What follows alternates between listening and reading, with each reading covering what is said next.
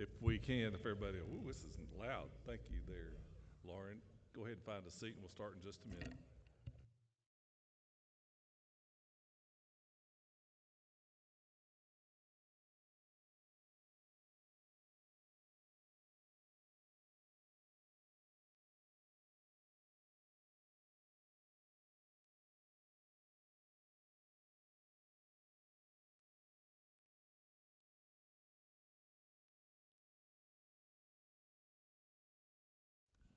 All right, thank you. We'll call their Blue Ribbon Committee to order. Glad to see everybody here this morning. I know traffic's been terrible. Our trustee Danny is somewhere on the way. But bless her heart, she's sent me a thing. I'll be there at 9:10, 9:20, 9:30, 9:40. Not here yet, but I know a lot of y'all had to put up with that this morning. I just glad to see everybody out. I just want to recognize Elizabeth. We're glad to have you back. Hey, your first day back. We're just tickled to see you. I know you've had a great few months off with your new baby, and that's been fun. But we appreciate you for sure. I know this is a subject that's it's a very timely one. As I came in on Highway 20 and across others, and got to see a lot of road construction and infrastructure hanging in the air and in the ground also. And I appreciate the seriousness that all the people who in this room have taken this issue, because it's very important to us. And I'm going to turn it over to Lauren in just a minute, but we're going to open up this morning with a prayer by Hope Persinger. Thank you, Chairman. Let's pray. Heavenly Father, thank you for bringing us all together today to do the state's business and do things that are good for our constituents, and to look at spending their tax dollars in a more wise way. And I just hope that we keep our minds open and work in a collaborative way to look at solutions for this. Thank you for safety on the way here, and prayer for travel mercies on the way home. Amen. Thank you, Holt. This is a whole different, we introduced ourselves last week when we were in both meetings, and I would like to go ahead and do that again, because a lot of you folks may not know the committee members. Certainly know Lauren and I, but if we'll just start down here with Jut, who you are, where you're from, good stuff like that. Thank you, Chairman. Jut Howard from District 71, which is Carroll County. It's Carrollton, Villa Rica, and Temple. Gary Richardson, District 125, part of Columbia and McDuffie counties, representing Harlem and Grovetown cities. I'm Don Parsons, District 44, North Cobb County, and part of Southern Cherokee County. And Rick Jaspers, I'm in Pickens, Cherokee, and Forsyth, where we are today.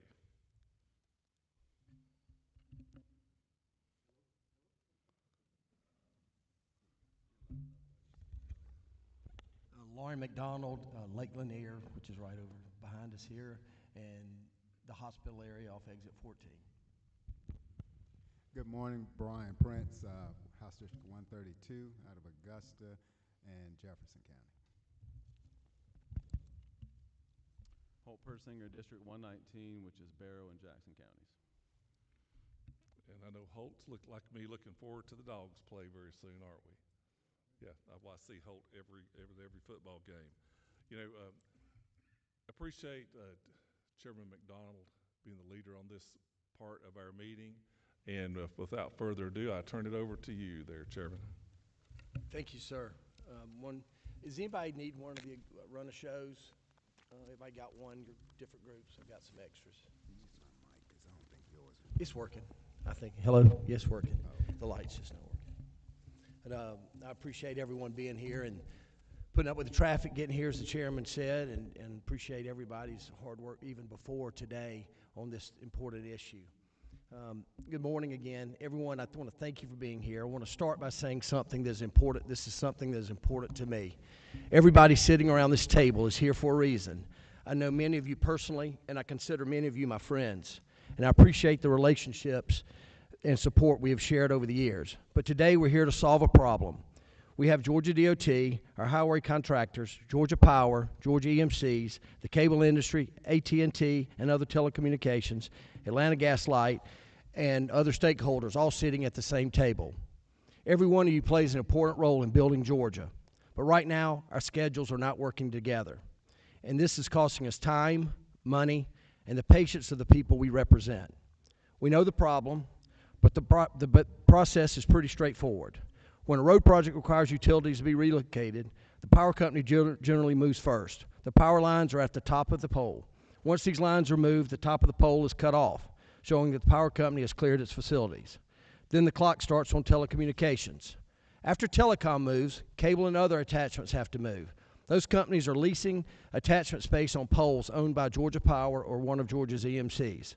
The problem is the process can take months, and sometimes we're talking about years.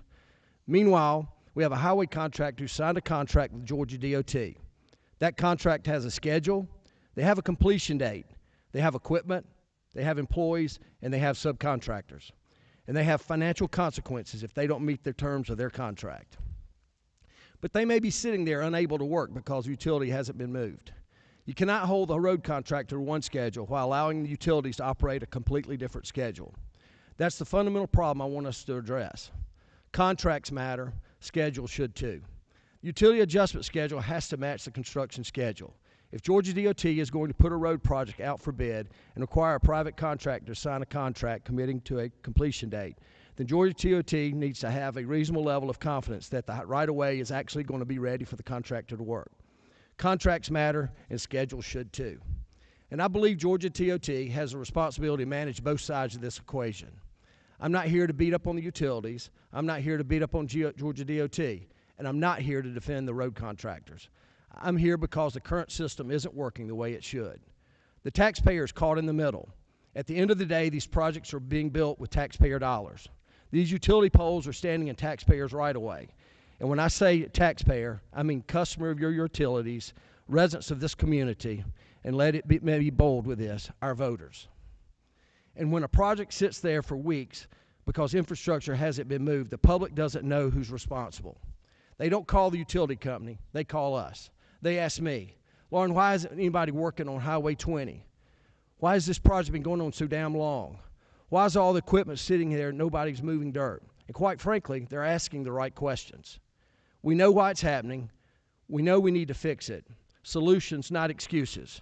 Speaker John Burns and House Transportation Chairman Rick Jaspers understand how important this issue is, and I appreciate both of them recognizing that this deserves serious attention as we prepare for the 2027 General Assembly. This study committee gives us an opportunity to take a deep dive into a problem that is hindering transportation growth across Georgia. And I want to make it expectations clear. I don't want to spend the next several months talking about the problem. We already know the problem. I want solutions. I want Georgia DOT to come to the table with a plan. I want the utilities to come to the table with a plan. I want the contractors to come to the table with a plan. And I want telecommunications to come to the table with a plan. And I want us to figure out how we develop one coordinated schedule that everybody understands before these projects get underway. There needs to be accountability. There needs to be communication. There needs to be transparency. There needs to be a sense of urgency on both sides of this project. This becomes even more important because Georgia is preparing to invest billions of dollars in transportation infrastructure. That is a tremendous opportunity for our state. But putting billions more into transportation without fixing the process that delivers these projects doesn't solve the problem. We need a plan now.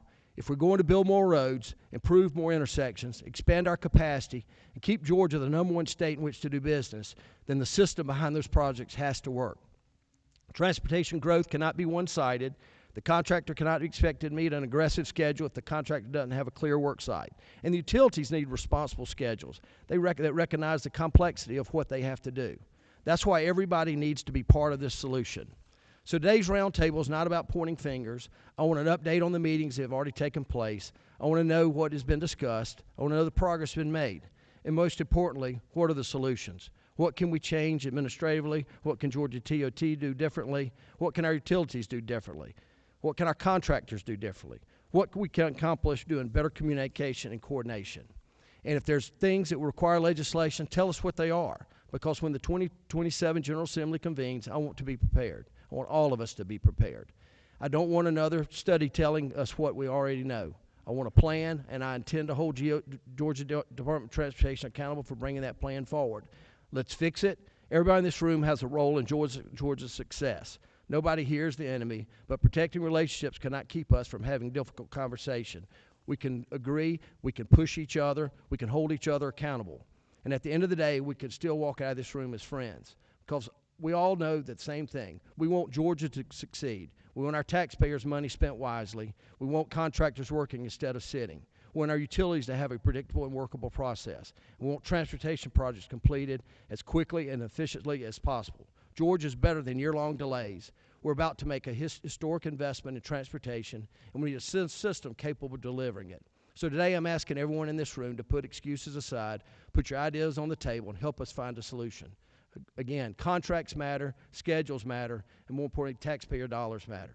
And the people sitting in traffic waiting on us to get to these projects finished really matter. So let's get to work. Thank you. At this time, we're going to go ahead and start. The first speaker is going to be the Georgia Department of Transportation.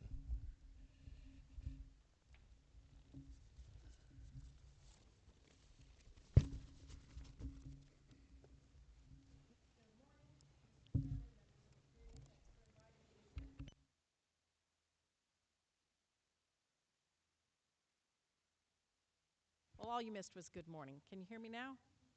Is that better? Okay. All right. So my goal today is to help the committee understand the technical bottleneck we are seeing with utility adjustment schedules. To understand where we are, we should look at where we started. In 2007, Georgia changed the law to create a utility coordinations process that has become a national model. It was developed with buy-in from the contracting industry, the utilities, and GDOT to address delays in project delivery. Then GDOT and the utility industry worked together to update GDOT's Utility Accommodations Manual to reflect these changes in law and set forth a process for utility coordination throughout project development. And the logic was sound. Utilities provide their best estimate for relocation, the utility adjustment schedule. GDOT includes the utility schedule in our permit with the utility to perform the relocation work. And it's worth noting that GDOT does not have contracts with utilities, but we have permits with them to perform the work in the state right away. GDOT provides these schedules and the full utility plans to the highway contractors for information when we advertise the project for bids. And highway contractors develop their low bid estimate for the projects and coordinate their work around these schedules. And a buffer was built into the law. If a utility falls more than 20% behind on their own utility adjustment schedule, there is a mechanism for the contractor to recover damages. Foundationally, this is built on the basis of realistic, predictable schedules. What started out working after 2008 has now seemed to become a real challenge. We've noticed a shift. Since 2020, the average length of the utility adjustment schedules submitted for GDOT projects has increased by close to 60%.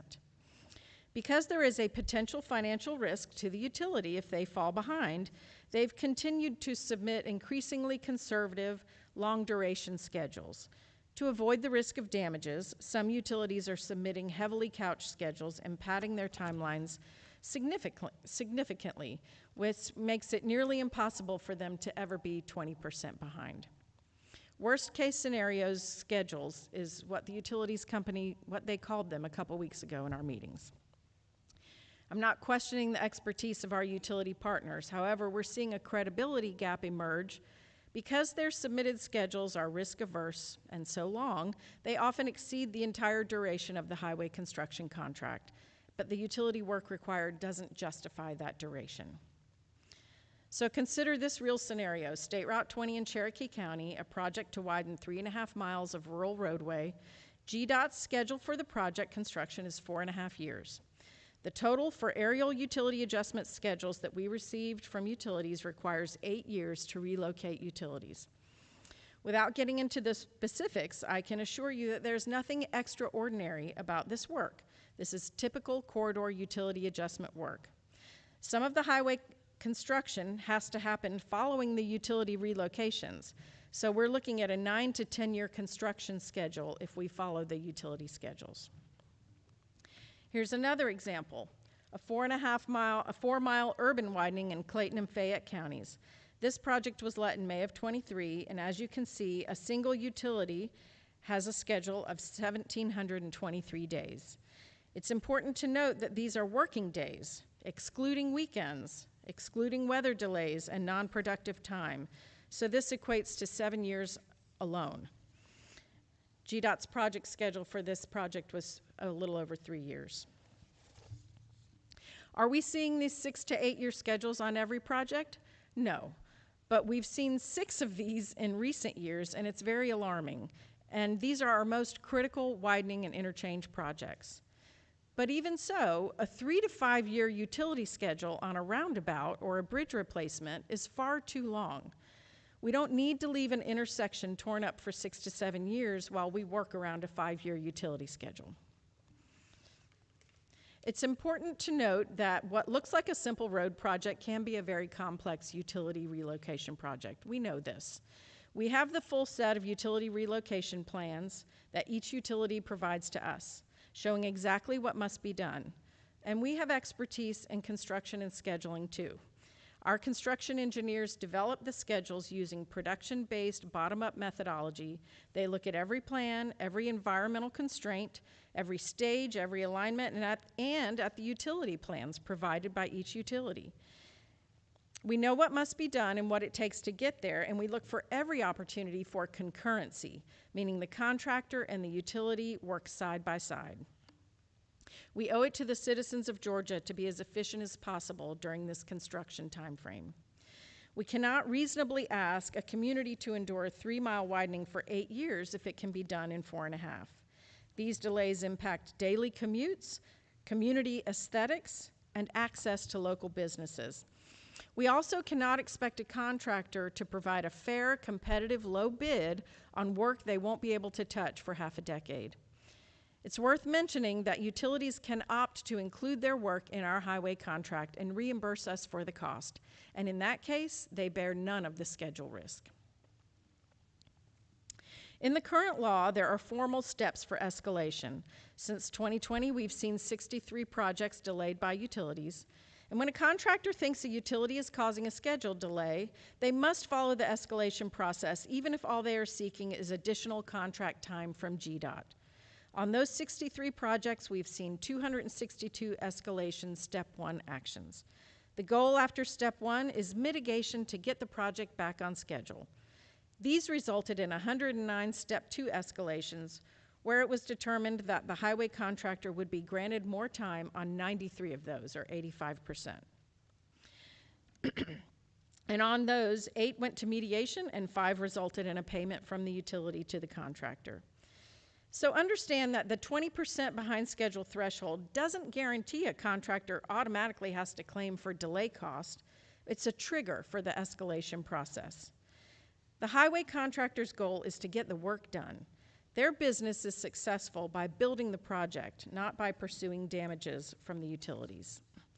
Now I'm going to turn it over to Nick Fields, State Utility Administrator from GDOT, to discuss how GDOT coordinates with utilities during project development, and then I'll come back up at the end. Nick?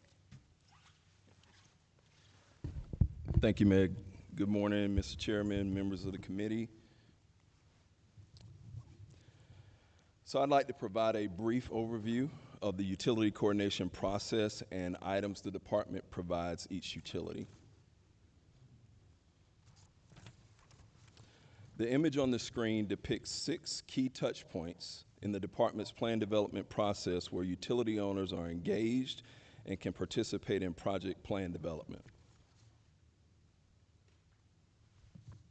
The department conducts district quarterly meetings every 3 months and includes 18 and 36-month project lists so that each utility is aware of the current project schedule and status of the project's design.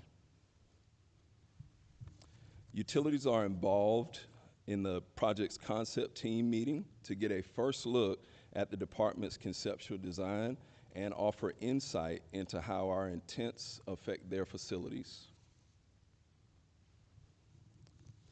The first design deliverable provided is what we call first submission, which means we provide the department's 30% complete plans for each utility. For some projects, we also provide a set of subsurface utility engineering plans that depicts each utility's existing facilities. If subsurface utility engineering is not employed due to low utility impacts, a 30% complete design is sent to the utility with a request to provide the location of their existing facilities. The image to the right of the screen indicates what's included in that 30% design. The Preliminary Utility Relocation Team Meeting, or what we call PERP, is an opportunity for the project team and utilities to begin early coordination efforts by using the department's 30% design to create a preliminary utility relocation plan. This helps to mitigate potential design right-of-way and environmental concerns. The Preliminary Field Plan Review, or what we call PFPR, is another project milestone that gathers subject matter experts to discuss the project's 30% design, which now includes existing utilities. This is another opportunity for utility owners to offer feedback on the project's proposed design. The second design deliverable provided is what we call second submission, which means we provide the department's 60% complete design plans to each utility owner. This design envisions that proposed changes that may affect utilities are known. This 60% design is sent to each utility with a request to provide their proposed relocation plan that mitigates conflicts with the project's design. The image on the left of the screen indicates what's included in that 60% design file. The Final Field Plan Review, or FFPR as we call it, is another project milestone that gathers subject matter experts to discuss the project's final design, which now includes each utility's proposed relocation. This is the final opportunity for utility owners to offer feedback on the project's design. The final plans is the last design file that incorporates years of project planning and coordination. Each utility requiring relocation is provided a notice to proceed and final plans when the project is advertised to letting. I like to mention that we've heard from utilities about ways that we can improve and be more consistent with this process across our districts. I'm always open to suggestions about how we can improve our processes, and we've already taken steps to address some of these inconsistencies. This chart shows the entire process, including the various utility milestones in the plan development process, as well as durations for each.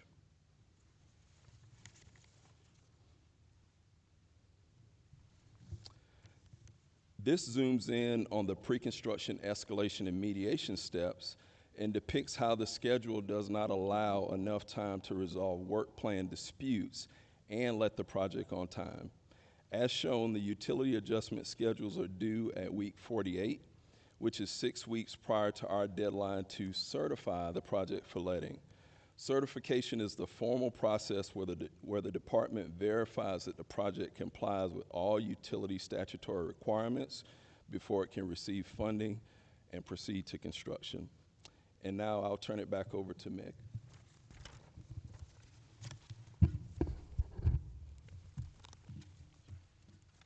Thank you, Nick. So the law has given GDOT a framework that is built upon procedurally and affirmed in our Utility Accommodations Manual. And this table shows what the law says and what the Utility Accommodations Manual clarifies and reaffirms. However, the law does not address what we need. We need the ability to require realistic schedules that align with roadway contract times without compromising the letting schedule due to an arduous and lengthy mediation process.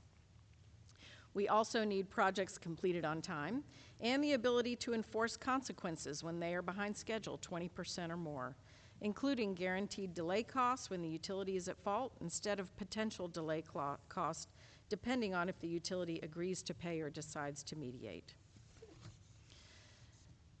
When a contractor bids on a project, they are bidding to work for GDOT as the project owner. They see the utility relocation plans and they know what the level of effort is needed to move the utilities. They also see the utility adjustment schedules included in the bid documents that sometimes are longer than the GDOT schedule to complete the entire project. They move forward anyway, submitting a bid, trusting that through good coordination, the utility will finish earlier than the UAS schedule. Because again, they have the utility plans and they can see what needs to be done, and they've seen it happen in the past. GDOT requires the contractor to identify a person to serve as the worksite utility coordinator on every project. They meet at least weekly with utility contractors to discuss the progress of the project and utility relocations at each stage. In situations when a relocation does go poorly or the utility doesn't progress the work, if the schedule they submitted was exaggerated and long, the contractor has no recourse. Even if no progress is made for months or years, the utility is still on schedule relative to their worst-case scenario schedule that extends beyond the 4-year project timeframe. In these cases, the 2007 law, which was designed to protect the project timeline, effectively loses its ability to hold the process together. The 2007 law was designed to recover time and cost. It holds the contractor accountable for coordination and the utility accountable for duration. The current structure of the law is failing because the 20% threshold for delay escalation is based on schedules that are no longer realistic.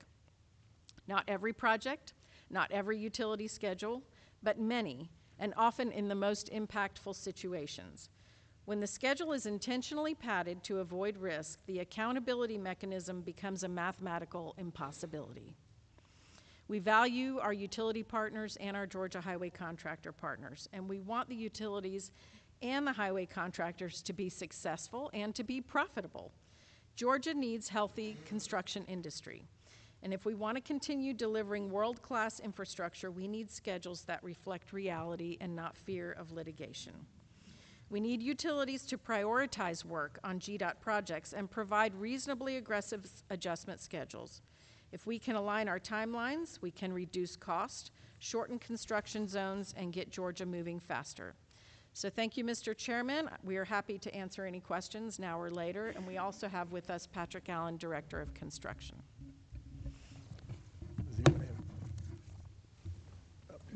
Chairman Parsons. Thank you. Thank you for the presentation. Listening to that and looking through here, it kind of sounds like the process is there. I mean, what you described, it sounds like a process that should work. But did you just say that? I mean, maybe I'm misunderstanding, but did you say that the utilities are padding the? I think you just used that term, padding their. I did use that term. That's my opinion. Escalation, is that right? Mm-hmm. And in our work, in our coordination with them, they've told us they're developing schedules not based on what the production time actually is, but based on risk. Because you're right, the process is there, and it should work. And it did work for probably about 9 to 10 years after the law passed. The process was working pretty well. But as escalations happened, you know, naturally they're going to get more risk averse, and they don't want to put themselves in jeopardy of having escalation and have to pay damages. So even though most of the escalations are just for time on the contractor's end, they have to go through the escalation process for us to add time, because the law says if they don't go through the escalation process, then later on down the road, if something really does go bad, they can't pursue those damages. So they have to follow the process. And you saw that only a few have actually been paid out where there's damages. But I still think that because of that process, it does incentivize the utilities to give us very, very long schedules. That therefore, I mean, we can't let a project and say, we'll see you in 10 years at the end of this project. Thank you. Thank you. Anyone else? Mr. Chairman. Thank you, Meg. As always, you do a great job. Just on slide 6, if you'll jump back there. Yeah, I got just real quick. Uh-huh. You know, you mentioned at that moment that at some points the utility can shift the responsibility of this movement to GDOT. Does that happen often and then pay you? I mean, sure it's low bid, but does that You wanna- very often? It definitely happens. I'll let Nick talk a little bit about how often.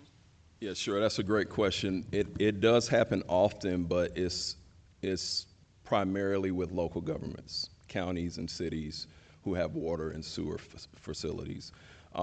In projects where it's determined to be of public interest, we do put those facilities in the contract, but that is rare.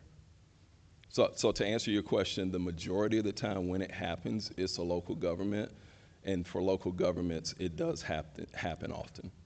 But not for the rest of aerial or even in-ground on your right-of-way, okay? No, sir. I was just curious. I mean, it seems like a cost-effective way. And then on slide 10, I don't know who's that, you talk about these meetings. I guess I've always, and I'm just curious, the attendance of them. You know, from the beginning, you talk about this 1 year, 2 year, 3 year points. Do we keep a record of who's there attendance-wise? And, you know, even you get down to the 6-month meeting, do you have are they well attended, I guess, Nick, is what I'm asking? I will say the attendance is not as good as it used to be. I will say that we did make a change after COVID to a hybrid style meeting, so we could have more participation both virtually and in person. In person, it's a bit sporadic. We get more attendance virtually. So yeah, I guess in one sense, because it's hybrid, we have more participation than we did when it was in person. But it doesn't lend itself to a lot of in-person engagement, if that makes any sense. It does, it does. Thank you, Mr. Chairman. Any other questions? I want to thank Mr. Fields and Ms. Perkle for your testimony. Thank you. Thank you. Next, we're going to have up, and a little housekeeping. Try to keep it to 10 minutes because I'd like to leave 5. We're on schedule. I'd like to keep it some time for the members of the committee to ask some questions. So this time, I get Georgia Power and Atlanta Gas Light. Marseille and Rose Group.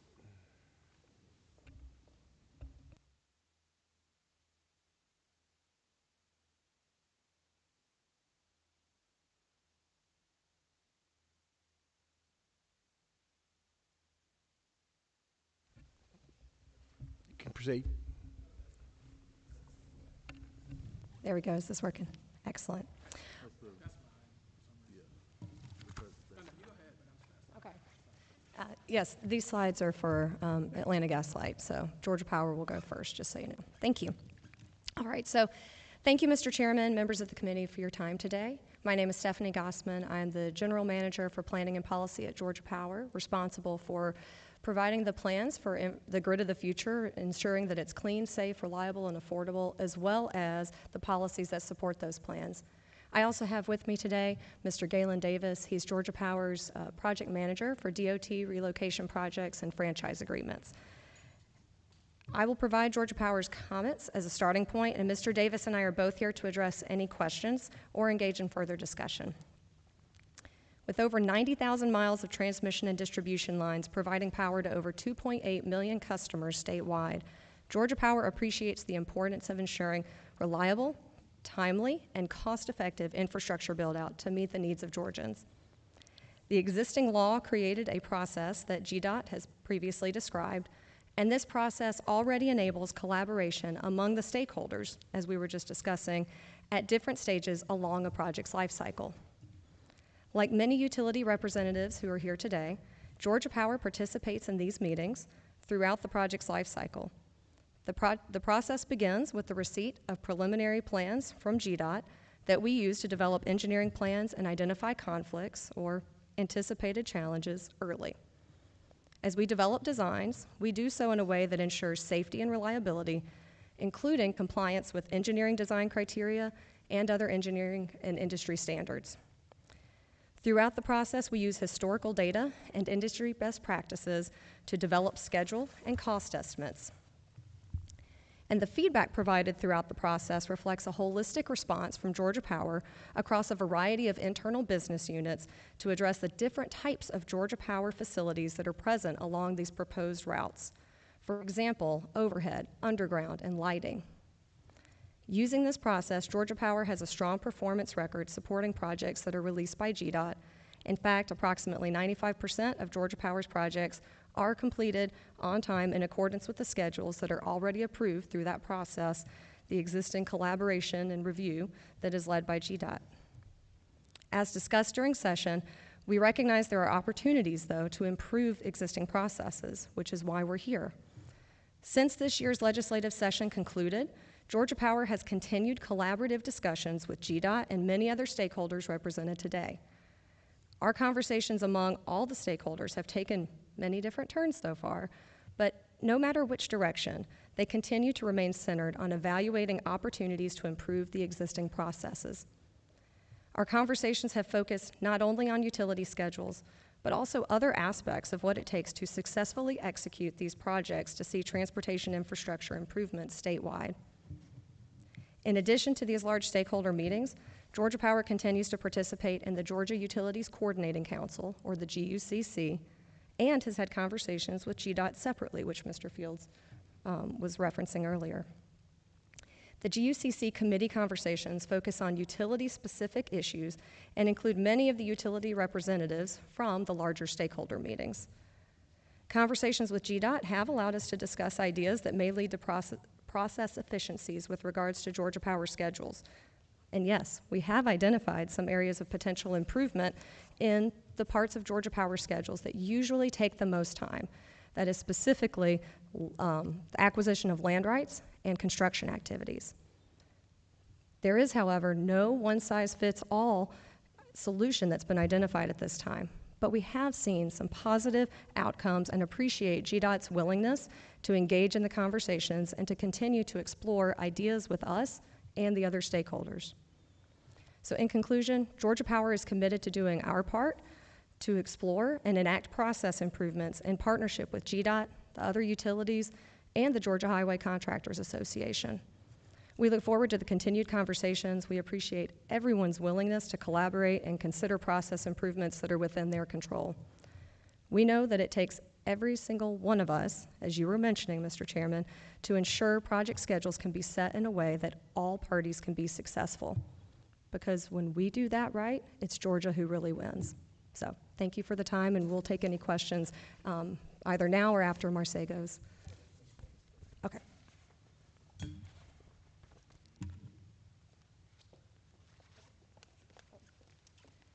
Let me clarify, that was the conclusion of Georgia Power's comments. I didn't know if you wanted to move on to AGL or if you have questions for Georgia Power, however you want to handle it. Do any members have questions for Georgia Power? Okay. All right. Thank you, Mr. Chairman and committee. My name is Marseille Simpson. I'm the Director of Legislative and Governmental Affairs for Atlanta Gas Light. Georgia Power is our sister company, so we're separate companies. That's one thing we want to let everybody know. We are completely separate companies, but we're all by the same, owned by Southern Company. Okay, today I want to just give a quick history of Atlanta Gas Light, because we don't often get in front of this committee. So I'll just give you a quick history about the Atlanta Gas Light, and then also just give a quick update of our year-to-date metrics. So today, all right, sorry. For more than 170 years, Atlanta Gas Light has been part of Georgia's growth history, serving communities as the state evolved from a largely rural economy into one of the fastest growing and most dynamic states in the nation. Atlanta Gas Light traces our histories back to 1856, when the Atlanta Gas Light Company was chartered to bring gas lights to the young city of Atlanta. At the time, Atlanta had a population of only a few people. Gas was primarily used for lighting streets, businesses, and homes, providing new sources of reliable illumination and supporting the development of a growing commercial center. As Atlanta and Georgia grew, Atlanta Gas Light grew with them. The company's role expanded beyond lighting as natural gas became an increasingly important source of energy for homes, businesses, industries, and institutions. The 20th century brought enormous change. Atlanta emerged as the economic center of the Southeast. Georgia's population expanded, and the new communities developed across the state. Atlanta Gas Light invested in the infrastructure necessarily to meet the growth, building and maintaining the pipeline network that connects customers and communities to natural gas. Today, Atlanta Gas Light is the largest natural gas distribution utility in the Southeast, serving approximately 1.8 million customers and providing natural gas to over 200 municipalities in the state of Georgia. The system includes tens of thousands of miles of natural gas infrastructure, supporting homes, businesses, manufacturers, hospitals, restaurants, schools, and communities. But the history of Atlanta Gas Light is more about the pipes and more about than pipes and infrastructure. It's the history of people, generations of employees who have responded that have responded during emergencies, modernizing the systems, supporting economic development, and worked every day to provide safe and reliable energy service. From lighting Atlanta streets in the 1850s to supporting the needs of a modern, growing Georgia, Atlanta Gas Light has continuously evolved alongside communities that we serve. So we're going to go into our road relocation program overview. Andrew Rambling is with us from the gas company in Caroline Earl. We're just going to give you just some metrics of what we look like from 2025, and we have a short period of time. So these are our 2025 end of the year metrics. As you can see, we're all over the state. Our total roadway projects submitted to AGL was 858. We had 485 design completed, 175 under design, and at the bottom we have 198 active in construction. Right, that was of 2025. For 2026, these are our 2026 metrics year to date. We have 546 that have been submitted. We have 321 designs that have been completed. We have 116 under design, and as right now we have 109 active during construction. So as we look towards the future, the history provides an important foundation. Georgia will continue to grow, technology will continue to change, and our energy needs will continue to evolve. Atlanta Gas Light's responsibility remains as it has for more than a century and a half. A safe and reliable serve Georgia while investing in our infrastructure that helps our communities and our economy move forward. Andrew's going to come up for any questions that you might have about AGL and any of our utility relocations. Thank you, Marseille. Does any committee have any questions for Stephanie or Galen or Marseille? I do, Chairman. Mr.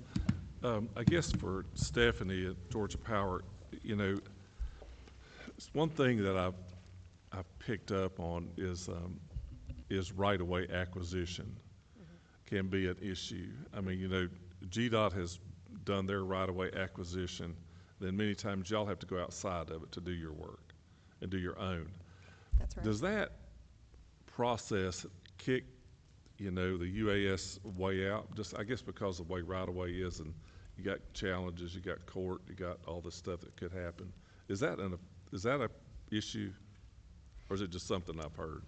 It is. I'll say just a general statement and restate what you're saying in some words, and I'll let Galen come up and give you an example and talk through it a little bit more. But yes, that the process is that we go afterwards, and certainly you can all appreciate just with the amount of infrastructure that we and others are going out there to acquire and talk with these property owners.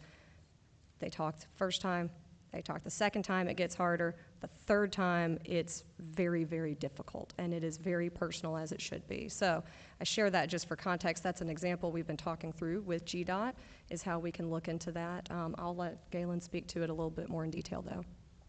Yeah. So one of the things that we've worked with the department on identifying now is projects that we can go ahead and get an early notice to proceed for land acquisition. So that's helping, you know, a lot of these larger projects go through the timeline. That has been working pretty well. We've received several in the last several months to navigate through that. One thing that is a challenge is, you know, GDOT falls up under Title 32, so their rights to eminent domain are different than Georgia Power. We had to follow a process, So if we had to go to eminent domain, then that's going to extend the schedule at least 200 days. Do you, Which, I of guess- course, let me say, we try to avoid that. We do everything we can Oh, to sure, avoid yeah, that. We no, all know I- that. yeah. But I want to make sure that's clear. So do y'all get involved at the 30% mark? Where does, I don't know who answers that. I'm just curious. I mean, when the project, that first meeting, they've got y'all in a room together, we're at 30%, as I saw on GDOT's presentation. Is that when y'all look at it, okay, no, we're gonna have to move we're gonna have to buy extra right away?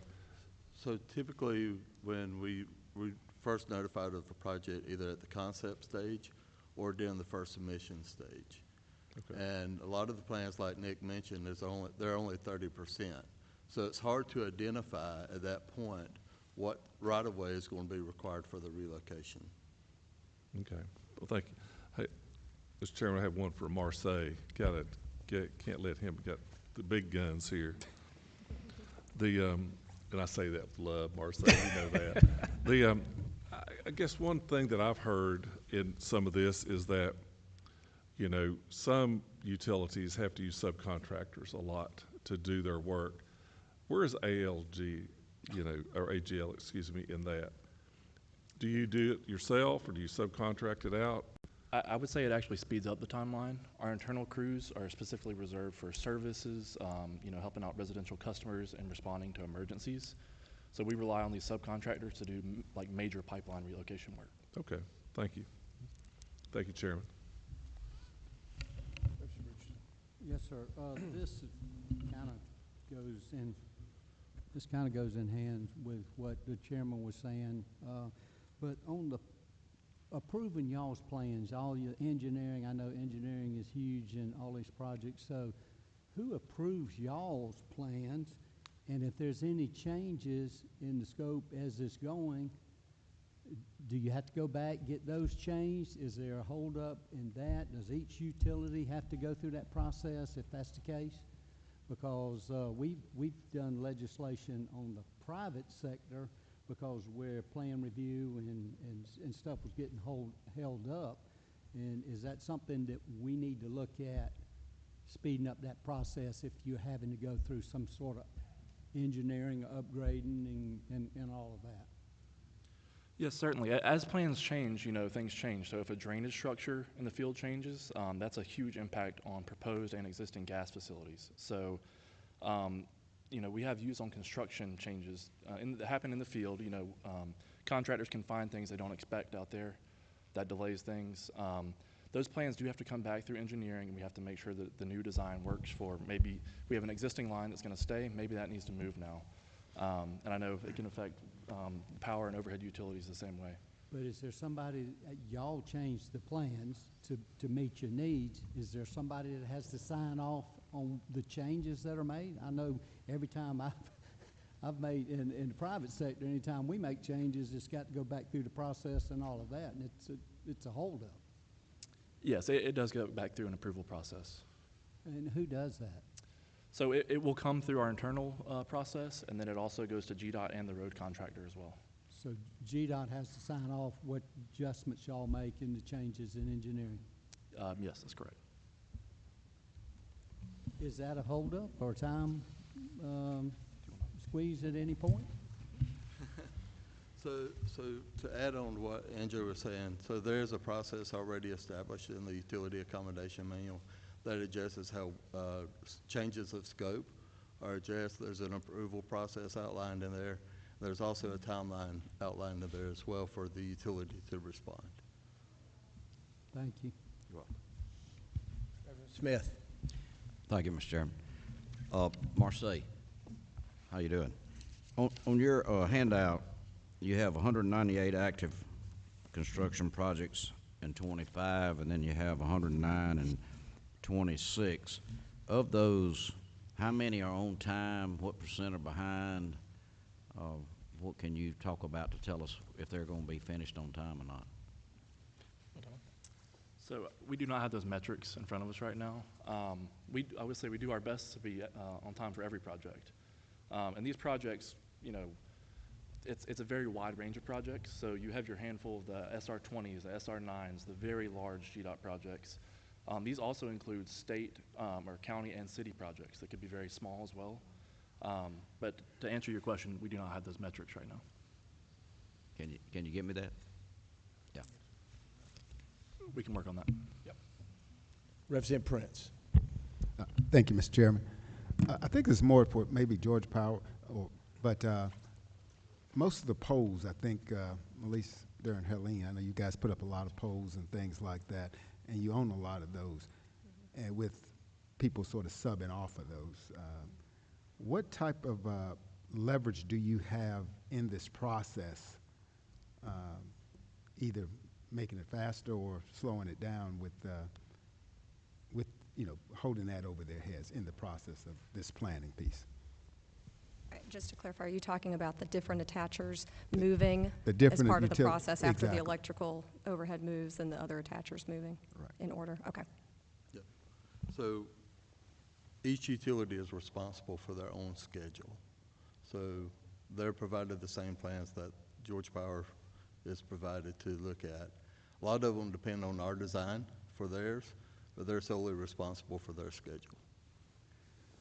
Now, but their schedule is a lot, if they're, I guess, subleasing off of one of your poles or poles, and I'm just using poles as an example, you do have some influence on that. So after Georgia Power releases the pole line, or the pole owner releases the pole line to the telecommunication industry, we do that through the utility coordination meetings, and the department requires a WUCS, a work site utility coordinator, to be present on every project, and they're responsible for facilitating that relocation.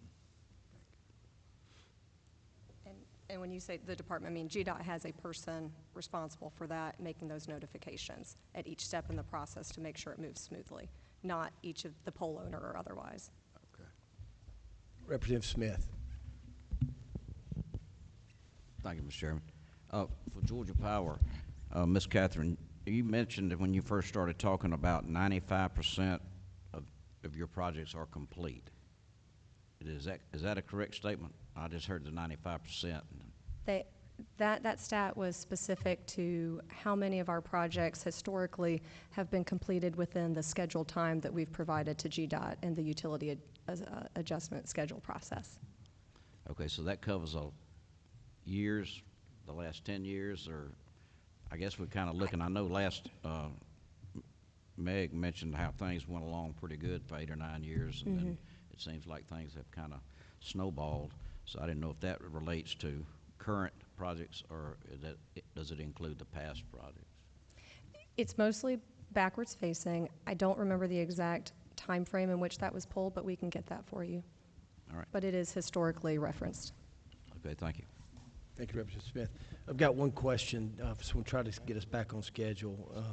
What is the timeline that Georgia Power has for easement acquisition, and what percentage do you have to use eminent domain on these projects?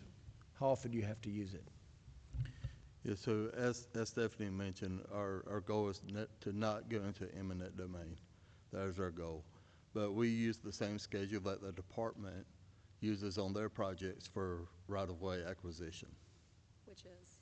So it depends on the number of parcels. Okay. So that's the driving factor, is the number of parcels needed. Yeah. All right, we can discuss this more with questions from the panel at the round table after lunch. Thank you. Next up, we have Georgia EMCs.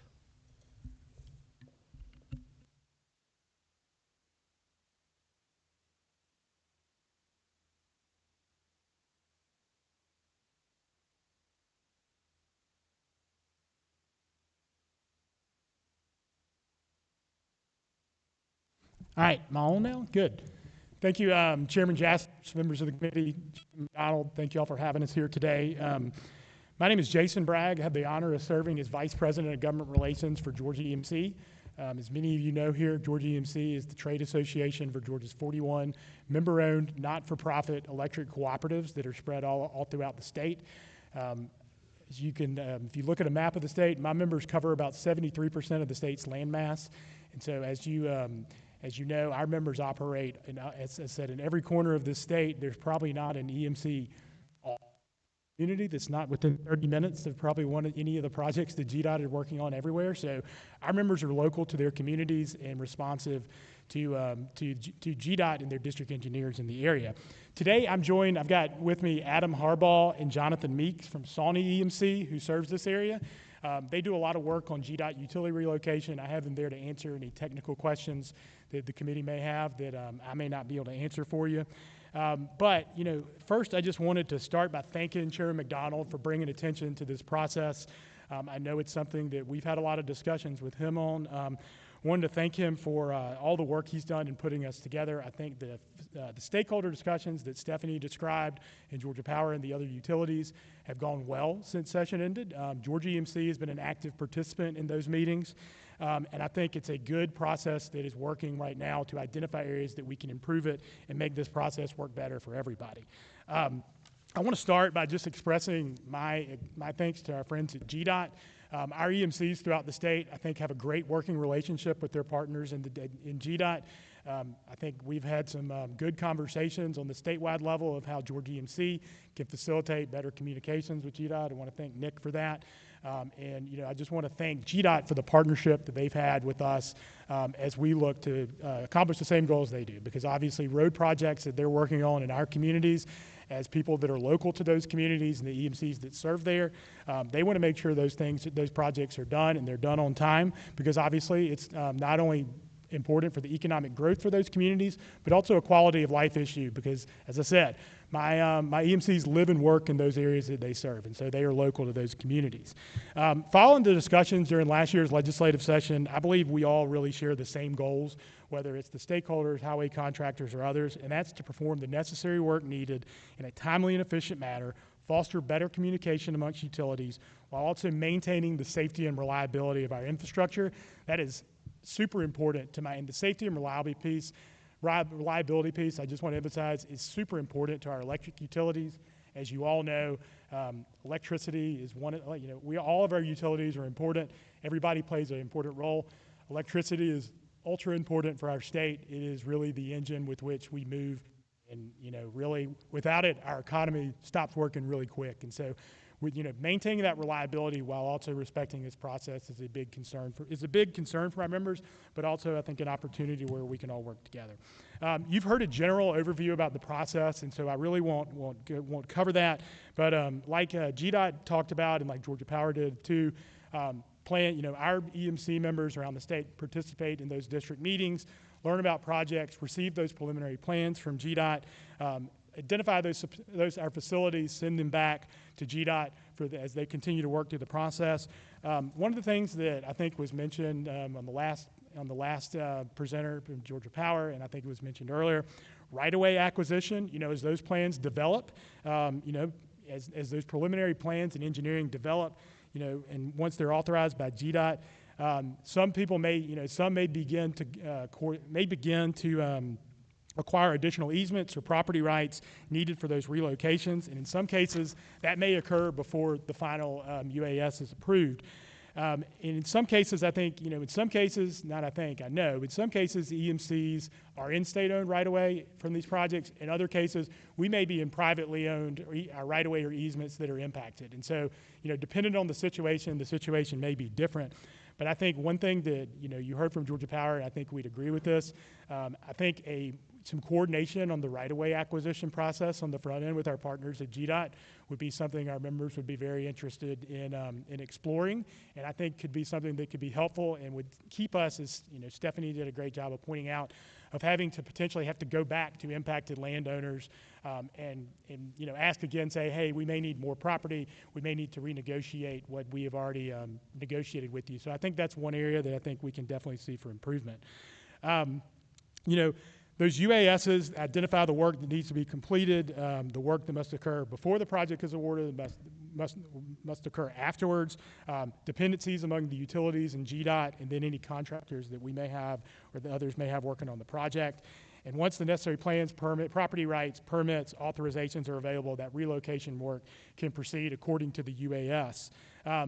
Chairman McDonald stole some of my testimony in talking about the process of how which we move our poles. As the electric utility, I won't dive, I didn't really go much into detail, but I didn't want to repeat what he said, but as typically the facility owners in this situation, our electric facilities must be used first. That's not only because we're at the top of the pole, but also that's a safety issue for our communication attachers that are attached to the bottom of that pole. We move the pole, set a new pole, move our electric facilities, and then the UAS process, the other utilities move on down that way, whether they're a telecommunications provider or a cable company, they move their facilities over to the other pole, and then finally the pole owner goes out and pulls that pole and removes it at the end of the day when all the work is completed off of it. As with any complex projects like this, things may happen that can cause a road project to be placed on hold or delayed for an extended period of time. It's important to point out that the UAS plan is based on plans, conditions, and material availability, property rights, and operational constraints that are known when that UAS is prepared. If a project is placed on hold or delayed for some unforeseen reason, and look, plans change and there's things that happen that are beyond everybody's control, and we understand that. We just think that those assumptions in that UAS may not be valid if a period of time is gone, because obviously there's labor, construction, other things to talk about. And so we'd recommend, a clear process for reviewing if and when appropriate, updating UAS plans as projects are taken off the shelf. That's something that we've taken off the shelf for projects that have been delayed. That's something that I know we've talked about in our coordination meetings, and I think that's something that my members have identified as an opportunity that we may be able to improve. One thing that I think it's important for the committee members to know is just because you don't see field personnel from our EMC working out in the field, physically removing a pole, physically removing facilities, setting a pole, line crews out there doing that staking work and everything else, doesn't mean that work's not being done. There's an entire backlog of engineering, easement acquisitions, environmental permits if necessary, material procurement, customer coordination, outage planning, system loading conditions, and other work that has to occur to make sure that the process moves smoothly and we don't adversely impact any of our members and customers that are around the state of Georgia. Those activities are all necessary to making sure those utilities can be moved in a timely manner, and also, as I said earlier, to minimize the impact on our EMC members spread out throughout the state. The utility relocation process is complex because every project involves different facilities, property rights, and operational constraints and dependencies. A uniform deadline will not resolve those differences. Stable plans, earlier coordination, clear responsibility for communicating project status, and a process for updating outdating schedules can produce meaningful improvements. Georgia's continue to want to do their part to improve this process. I appreciate GDOT's engagement with our members. I appreciate the stakeholders groups and everybody's open conversation. I think we're identifying some things that can improve this process. Our members around the state and our 41 not-for-profit member-owned cooperatives exist to serve those members in the communities, and we are looking forward to working to be a good partner with our friends at GDOT and our friends in the utility industry as we look to improve this process for not only the citizens of our state, our highway contractors, but the members that we serve in the communities that our EMCs serve all around the state. So thank you. I'll be happy to answer any questions, and if I don't know, I may defer them to my friends on the technical side. Chairman Parsons. Thank you, sir, for your presentation. Thank you. I wanted to ask, you had gone through a lot of situations that have to be taken into consideration for what the EMC has to do for one of these schedules. I'm confused about, are the things, for the most part, including things happen, you said that, of course we know that, and that would be, I guess, what related back to what GDOT said, there is some padding. Of course there'd be some padding. If my wife asked me to have some kind of project, I'm going to pad that some because I'm going to be in big trouble if I don't meet her deadline. Are the things you talked about, including these right-of-way issues and things like that, I mean, are those things that are those that you're talking about are issues, which I understand, are those usually, I mean, can those be built into the schedule that GDOT gets from the EMC? Or are there a lot of exceptions where, you know, you've got your schedule built, you've submitted it, but like right-of-ways, is that something that usually, a lot of times, I should say, happens outside of the schedule, or what? And that's my question, basically.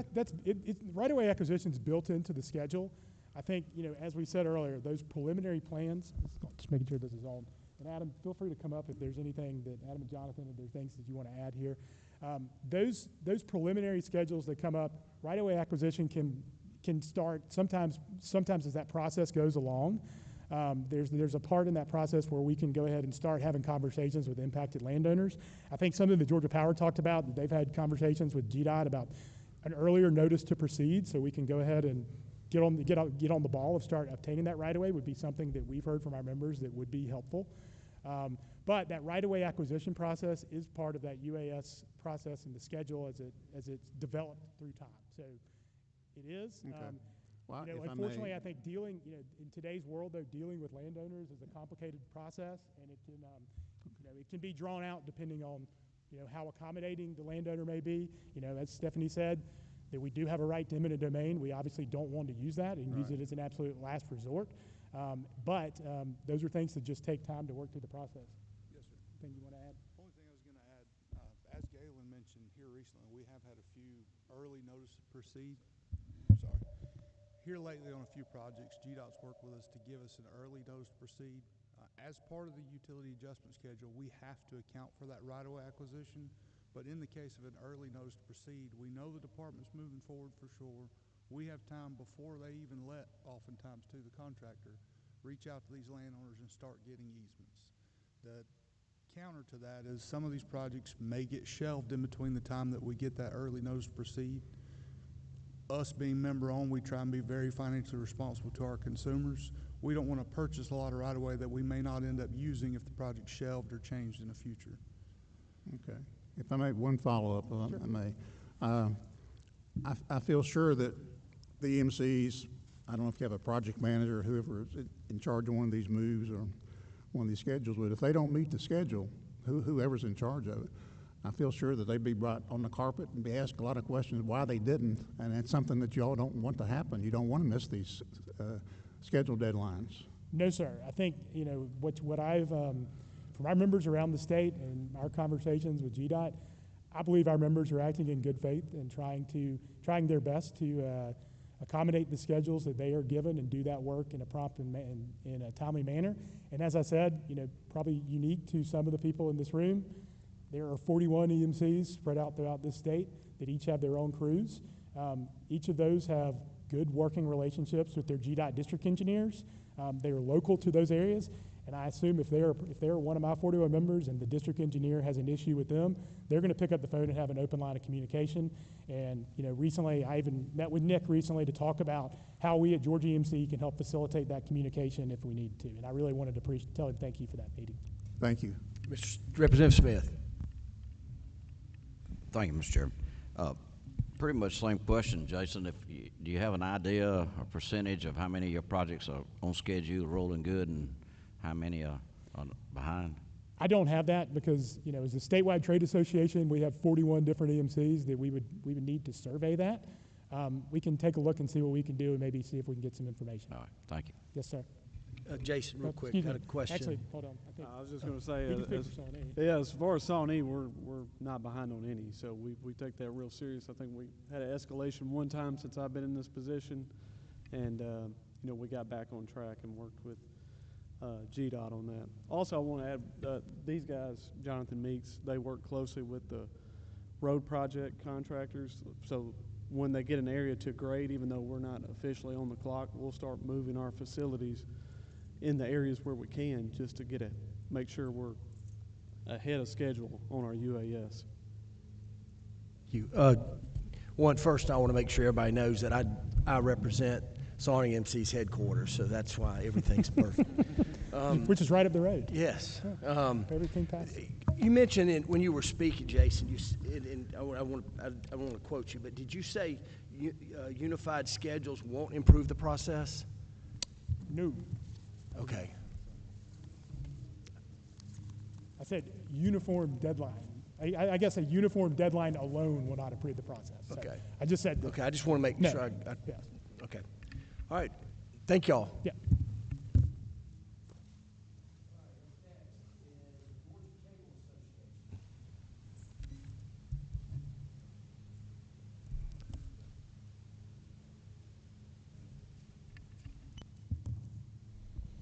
Morning, Mr. Chairman. I'm Hunter Hopkins, Executive Director of the Georgia Cable Association, Chairman Jaspers, Chairman McDonald, members of the committee. My pleasure to speak to you this morning. A lot of things have been said already this morning that I'm not going to bother repeating. I represent the major cable companies here in the state of Georgia. We have about a little over 2 million broadband customers throughout the state in service in, I believe, 150 counties now. We are proud of the work that we do and the relationship that we have with our pole owners. We do not own any poles. We are some of the attachers that you've heard in some of the discussion already today. But we're proud of the relationships that we have with our pole owners. We do our best to try to work with GDOT, our pole owners, and everybody else involved in the process when it comes with these expansion projects and other GDOT projects.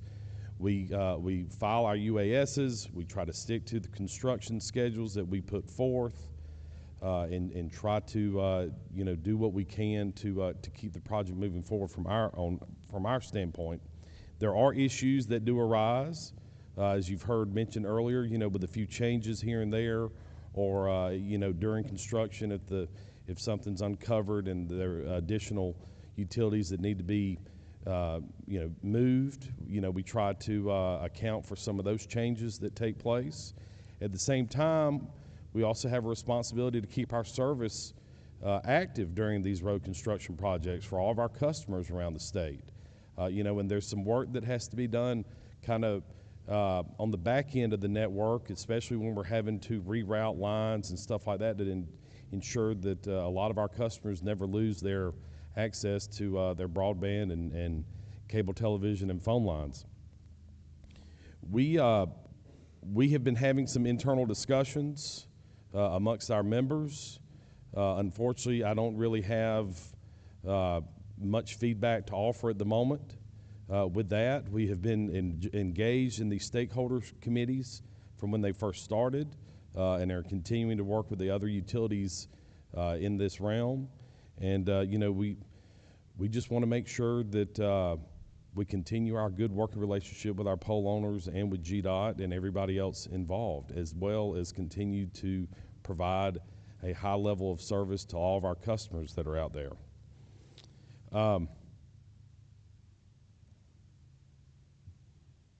There are times that due to, and you've heard it mentioned before, when a project is shelved or it's delayed, it can totally kind of turn our construction schedules upside down and really affect those. At the same time, that also sometimes affects the crews that we have or the contractors that are available to do the work for us. At the same time, we also run into some supply issues. Pre-COVID, you could find fiber line anywhere, but once COVID hit, and even a few years past COVID, it was hard to find it. We had some of our member companies that were really stockpiling it, where others were struggling to be able to find it. At the same time, covering the entire state, and with we don't have the local offices, if you will, kind of like the EMCs. It's tough sometimes to have a crew just standing by to be able to go to work on a project when it's time, or if there's some delay. If we've got a crew and there's going to be a several month delay, we might send them to go work on something else. So just wanted to highlight that there are some issues like that we do run into, but at the same time, we want to work with everybody and are glad to have a seat here at the table, and are totally open to to offer our feedback and our input to try to fix this issue and see what can be done to resolve any of the issues that we're talking about today. Thank you, Hunter, for your presentation. Any members having questions? You about got us back on track. I appreciate it. You're welcome. Yeah, I do. Welcome. All right, Mr. Chairman. Just one question. So typically, you're the last one on the pole. Is that generally correct? Yes, sir. And so I guess you guys get blamed. Sometimes. Because you're the one that they're seeing last. And I guess they just see that. Is that just due to just the way the schedule lays out, that you're having to wait on everybody else to get theirs done, and then the one before you, do they have to be finished before you line up to get started? The pole owners, the electrical companies, for the most part, the EMCs and Georgia Power, they have to pretty much have their poles completed, all of their lines up, operating safely before they give us clearance to get on. You know, now, granted, there is some safety space in between their lines and where cable lines and other telecommunications go, but we have to wait for approval from the pole owner before we can start to access each pole to move our, our lines. So, Chairman, I guess during the UAS meetings, so you're getting updates when, like the person above you is. I guess I'm more concerned about timing. I guess that's what I've heard through the discussions I've had with people is, when are you able to scale up to get your subcontractor there to get your work done? Or, that's just my curiosity. That's no blame here. I'm just how that works. I'm not familiar with the way each of my companies, their construction crews operate, and then the pole attachment agreements that they have with each of the pole owners kind of regulate, how quickly they can access the poles and stuff like that. So I don't know if there is an issue there. I'm not sure if it is a scheduling conflict with some of my members. That's what we're trying to have some internal discussions about. Unfortunately, I've got multiple members that all have a little bit different business structure, and trying to navigate the different departments and everybody involved is a little bit of a challenge. Okay, thank you. I guess that's what I'm getting at. Thank Yes, you. Any other questions? All right. All right, Thank you, Hunter. Appreciate it. Elizabeth, I've got the mom and pops going first, so the Georgia Rural Telephone Association, and then we'll get to the granddad. Okay, all right. Tucker Green. I'm just the warm-up act, Elizabeth. Good morning, Mr. Chairman, members of the committee. Tucker Green on behalf of the Georgia Rural Telephone and Broadband Association. Most of you are probably used to seeing Miss Rhonda Chatham, and I can tell you if she could be at this podium, she would be, and not allowing me to speak on her behalf and her members' behalf. But in Rhonda fashion, she is in Paris watching the live stream as we speak and sends her regards as she was texting me in the back of the room. So shows how our connectivity can work globally right now. So again, thank y'all for the opportunity to be here this morning and representing our GTBA members. Our members are the rural telecommunication providers around the state. A lot of similar parallels to Jason and his members with Georgia EMC. They're very locally based. They cover a lot of the parts of the state that others do not. We cover about 30 to 40% of the landmass, areas like where we call home, Mr. Chairman, as you know, and they do a really good job. And so a lot of their perspectives are also probably going to be a little bit more unique than maybe what you've heard so far today and what you may hear because they are so locally connected to the communities they serve. To start out a little bit on a positive note from our members, we did poll them, got feedback, and they really didn't see a major issue from their perspective on this. Again, probably because of their proximity. They don't run into as many issues. They reported very good positive working relationships with GDOT, and they are very active in some of the meetings you've heard about that take place, the stakeholder meetings that take place throughout the year, quarterly, monthly. A lot of them have their local GDOT engineer and their cell phone. They can call them and have very good working relationships. So that was a positive feedback we heard from the membership. They do recognize, though, that the importance of our right-of-ways, importance of this discussion that the committee is looking at. I mean, it serves obviously a lot of public purposes, not just transportation, but again, those private and citizen-owned utilities that you've heard about today, electrical, power, water, gas, telecommunication, and so on, that is so important to serving all of Georgians, and they all depend on these different utilities. As I said, our members are generally smaller providers, and they have more limited scale compared to some of the larger utilities, and so as a result, they don't have as many issues, in particular transportation projects that maybe some others experience. Again, that's probably going to be a little different than some of the other perspectives you hear. One primary concern they did have, though, and you've heard a little about that today, is that at times they may be ready to move, but they can't proceed until another piece of the project is completed. So there is sometimes kind of a hurry up and wait game, so to speak, I think that is experienced. And, it can depend on a lot of different factors. It may depend on relocation, another utility, poles, availability of the right-of-way, final plans, permitting, other aspects of the construction activities. And so that is one thing that often, the feedback we receive from our rural members that they see is often they are having to kind of wait until things are out of their way to where they can move the things they need to move. They also noted significant and sometimes unexpected cost of relocating facilities. And those costs may not always be visible as part of the transportation project itself, but they ultimately are borne by the citizens that everyone serves, and they do have to be passed on. And with utilities have an obligation to continue to serve their communities, we do believe that recognizing those costs and impacts as part of the overall project planning process can help produce more realistic schedules and better outcomes for everybody involved. Our members recognize that relocation schedules need to be realistic, and that we have a responsibility to move those. And there should be accountability and reasonable commitments when they're within that utility provider's control. We just ask that everybody keep in mind that there are challenges, sometimes unexpected challenges that do occur. Has already been noted here today, there's been some very productive meetings in the off session. I think I appreciate Chairman McDonald, Chairman Jaspers, and your encouragement, and the committee's encouragement to all the partners to get together and try and work this thing out. And I think everybody in this room is trying to do that. I really do. And I think there's been some very positive meetings, and I know there's going to be more to come. I'm looking forward to the discussion after lunch today. And I do think when we all work together, we can come up with a goal that works better for all of our Georgia citizens. So again, appreciate the opportunity.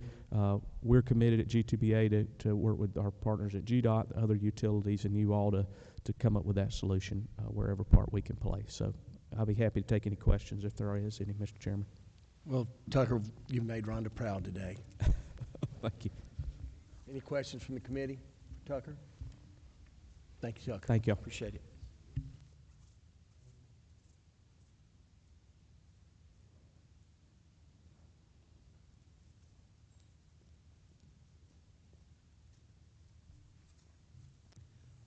Well, good morning, Mr. Chairman. Good morning, everyone. My name is Elizabeth Reynolds. I'm Senior Director of Government Affairs for AT&T in Georgia, and thank you for the opportunity to be here today.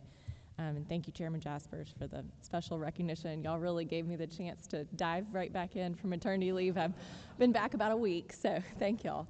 And thank you, Representative McDonald, as others have mentioned. We really appreciate your passion on this issue. Thank you for bringing us together and continuing to shine a light on a really important conversation. Also want to recognize two colleagues who joined me today. Ms. Terry Rosamond serves as a DOT liaison for AT&T, and she spends a great deal of time coordinating on these projects across the state for our construction and engineering organization. And then Jeff Surrency is a senior engineer for AT&T based in Augusta, and he is working on these projects every day. So I really appreciate both of them being with us. They certainly know the day-to-day realities much better than I do, and may ask them to help respond to any questions. So I'll try not to repeat what's already been said, but I do want to acknowledge what everyone in this room does agree on is that nobody benefits when a road project takes longer than it should.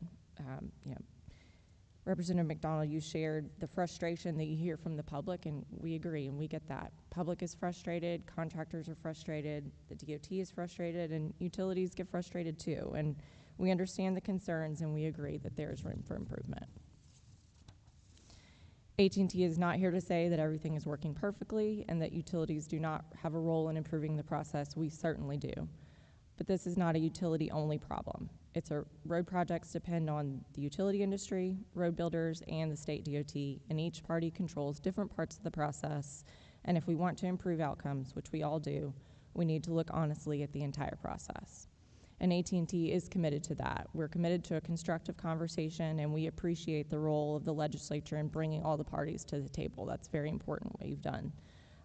We've participated in the stakeholder working groups convened thus far, and we will continue to participate. And as others have said, you know, we are bringing forth solutions. We don't necessarily have the silver bullet today, but we're having those really good conversations.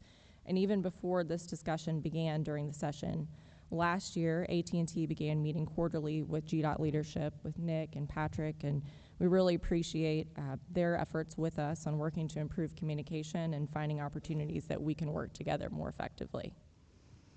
So others have already touched on the specifics of the facility relocation process, but I did want to clarify one point. On aerial relocations, telecom is actually the last to go. So it's power and then cable and then telecom. That means because we're the last ones in the poll, we're the last ones moving, and our work depends on the work above us being done before we can go.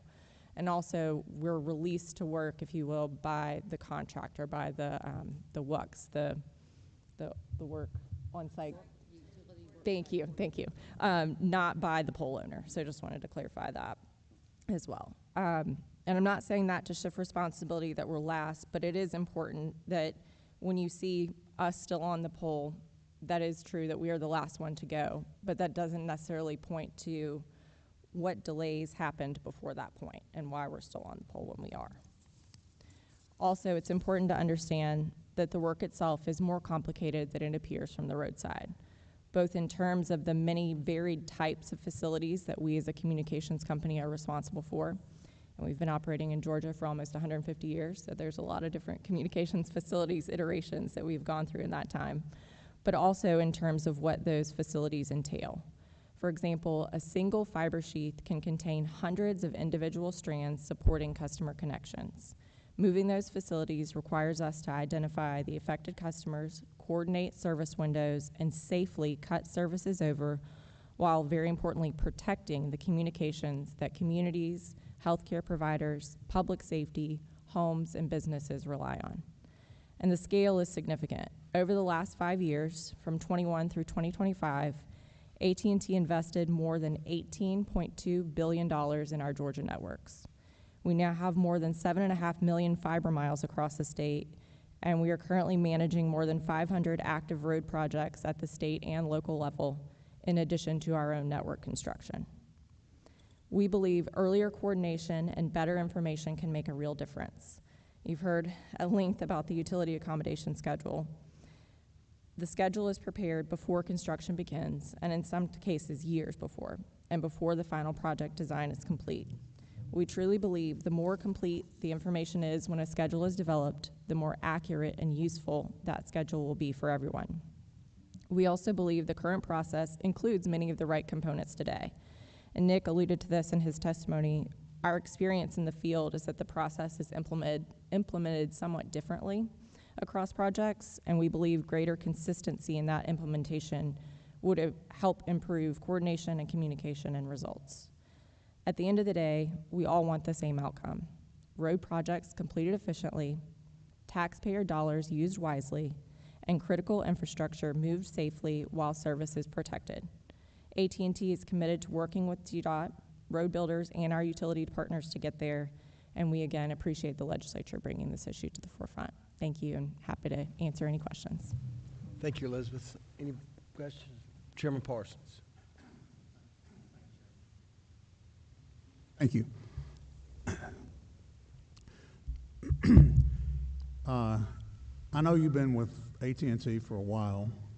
I don't know if you ever worked for the old Bell system or not. I don't think you did. I did. And also worked for AT&T and Southern Bell and Chesapeake and Potomac, which was also a Bell company. And I've worked on poles. In fact, I worked back in about 1966 on a project to move cable for an interstate coming through. But the question I wanted to ask, don't you believe that the telecom workers have a very dangerous job in general? I would say that the power workers more so, but even the telephone workers, when the power was energized, we had to go through all kinds of things wear about three levels of gloves if we were within a certain amount of space to the power infrastructure. So it's very dangerous work, and I would, I've never had to design one of these schedules, but I would think that some things, safety-wise, would have to be built into it. And there's a lot that has to be built into it. I remember down in Albany one time, part of a hospital actually lost service because of one little mistake that was made out on a pole. One little mistake.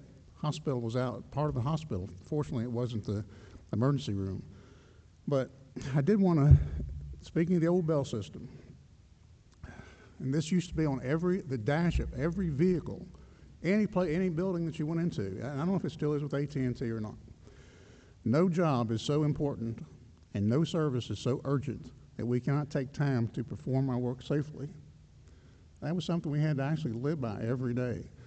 And I would sure hate to think that a power worker or a telephone worker or anybody else would be injured or lose their life because of being rushed to do something by a schedule set by a state agency. And isn't that true? I'll put it in a question. Yes, sir, and I just heard Jeff here say behind us that it's in his truck today. Thank you. Yes, sir, safety is something we take very seriously. Thank you. Does anybody have a question? All right, Elizabeth, thank you. Appreciate it. All right, next up is Georgia Highway Contractors.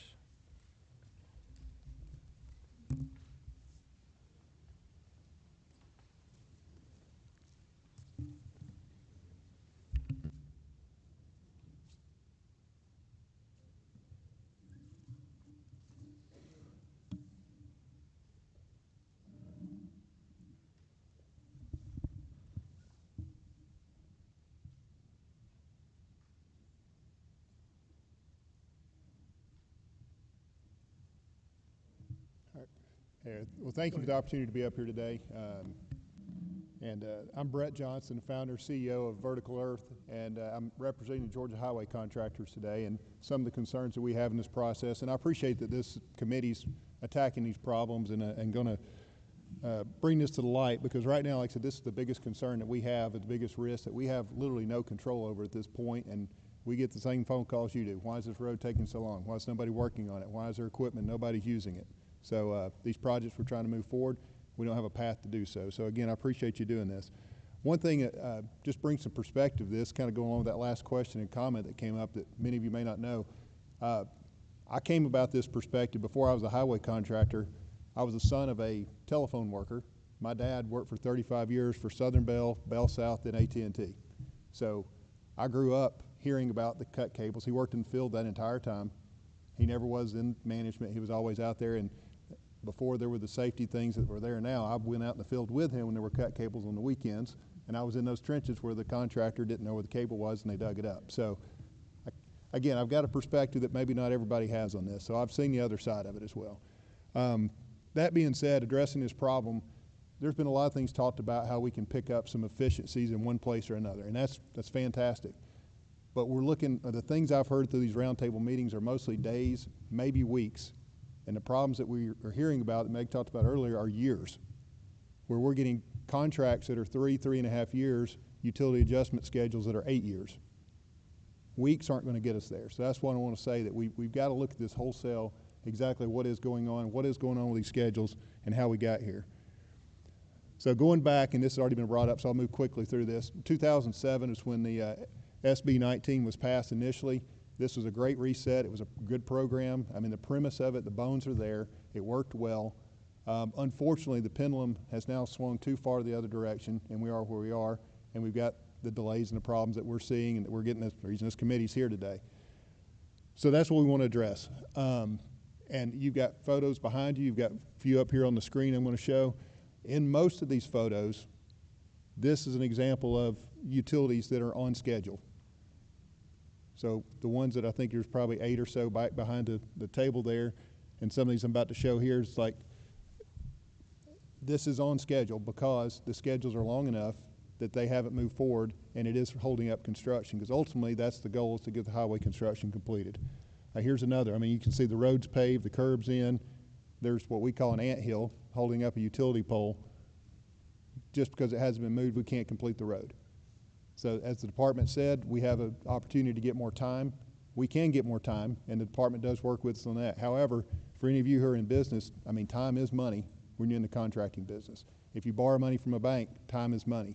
If you have to keep the liability for more cones on the job, accidents on there, which we can get in that whole liability discussion later, but you got more liability, you have erosion control that takes longer, you have crews that are tied up, so you're continuing to manage this job for longer than you should have because there's an anthill in the middle of the road. Again, that's not exactly a best practice there. I mean, that road's ready to go other than there's a pole. So these next few pictures I'll show, these are all, and you can say, well, we've gone around the state and found all these things and found different issues. Really, we haven't. These next three pictures that are going to come up in the presentation, they're all within 1 mile on a different project, on the same project, excuse me. So all within one, and they're all different utilities. And I'm not picking on anybody in the room. Again, I want to reiterate, we have a good relationship with the utilities. They do a good job for us. We enjoy working with you. But overall, this process has got to change, is all that we're bringing up. So as we go forward here, like I said, you're going to see a few of these. We talked about already that we have project schedules that'll be 3 years. We have utility adjustment schedules that are 8. I mean, we're bidding these jobs. We're getting this information that comes across in that monthly letting that GDOT issues. Our estimators are going through it. They put together the utility adjustment schedules. They compile that. They look at the information. They come back to me and they go, there's a 4-year conflict between the utility adjustment schedule and the contractual date. We never plan on being on a job 8 or 10 years. There's no way. I mean, we laugh around the office, how old are your kids going to be when we finish this job? I mean, literally, I mean, are they going to be working for us by that time? And they're in elementary school now. So we just try to put it in perspective about how long 10 years can be, because it sounds real easy. Oh, it's just a 10-year project. That's a long time. So, and we don't have any way to control the cost on this because we don't have indexing. As we talked about during last week's roundtable meeting, the only thing that's indexed is liquid AC. That's the only thing. So fuel price goes up, we're at risk. Labor goes up, we're at risk. Equipment goes up, we're at risk. Our aggregate prices, when they go up every year, we're at risk. So if this project does take longer than we anticipate, we don't have any recompense. We just have to pay it from the contractor, so we have that risk that we take into it. So speaking of risk, that's been a lot of the conversation that's been coming up during these roundtables, is that the schedules have become longer and longer because the utilities are trying to de-risk and build in worst case scenarios. Unfortunately, when they do that, we can't because, again, they've exceeded our amount of time. So these two things are at odds for us, and we're trying to figure out how to address that at this point. This is just an example of we just pulled 2 random UASs from 2 different projects that were pretty similar. 2013, this is the same utility company. Again, if somebody recognizes this, I am not picking you on, I promise. So we just pulled 2 of them up, and these are the 2 that are up here. So there's a 2013 and a 2026, 13 years removed. And we went back as far as we could on BidX to pull this information. So this is why we picked 2013.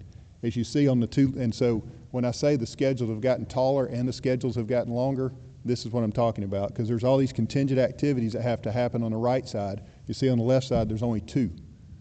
So this is a way to eliminate risk and figure in worst case scenarios. Here's 2 similar projects as well. You go back to 2013 to 2026, and these are all the utilities that were on those projects. Both of these are roundabout jobs. The first one's in Fulton County. We all know Fulton County is very populous, has a lot of utilities, very congested, and the one on the right is in Banks County in 2026. The one to the left had a utility adjustment schedule of 9 months. The one to the right, 32 months. So, and again, as we if you add those days up, you're going, that doesn't equal 32 months. Again, it's available days. So you've got to figure in that GDOT has about 15.6 on average available days per month is how that's calculated.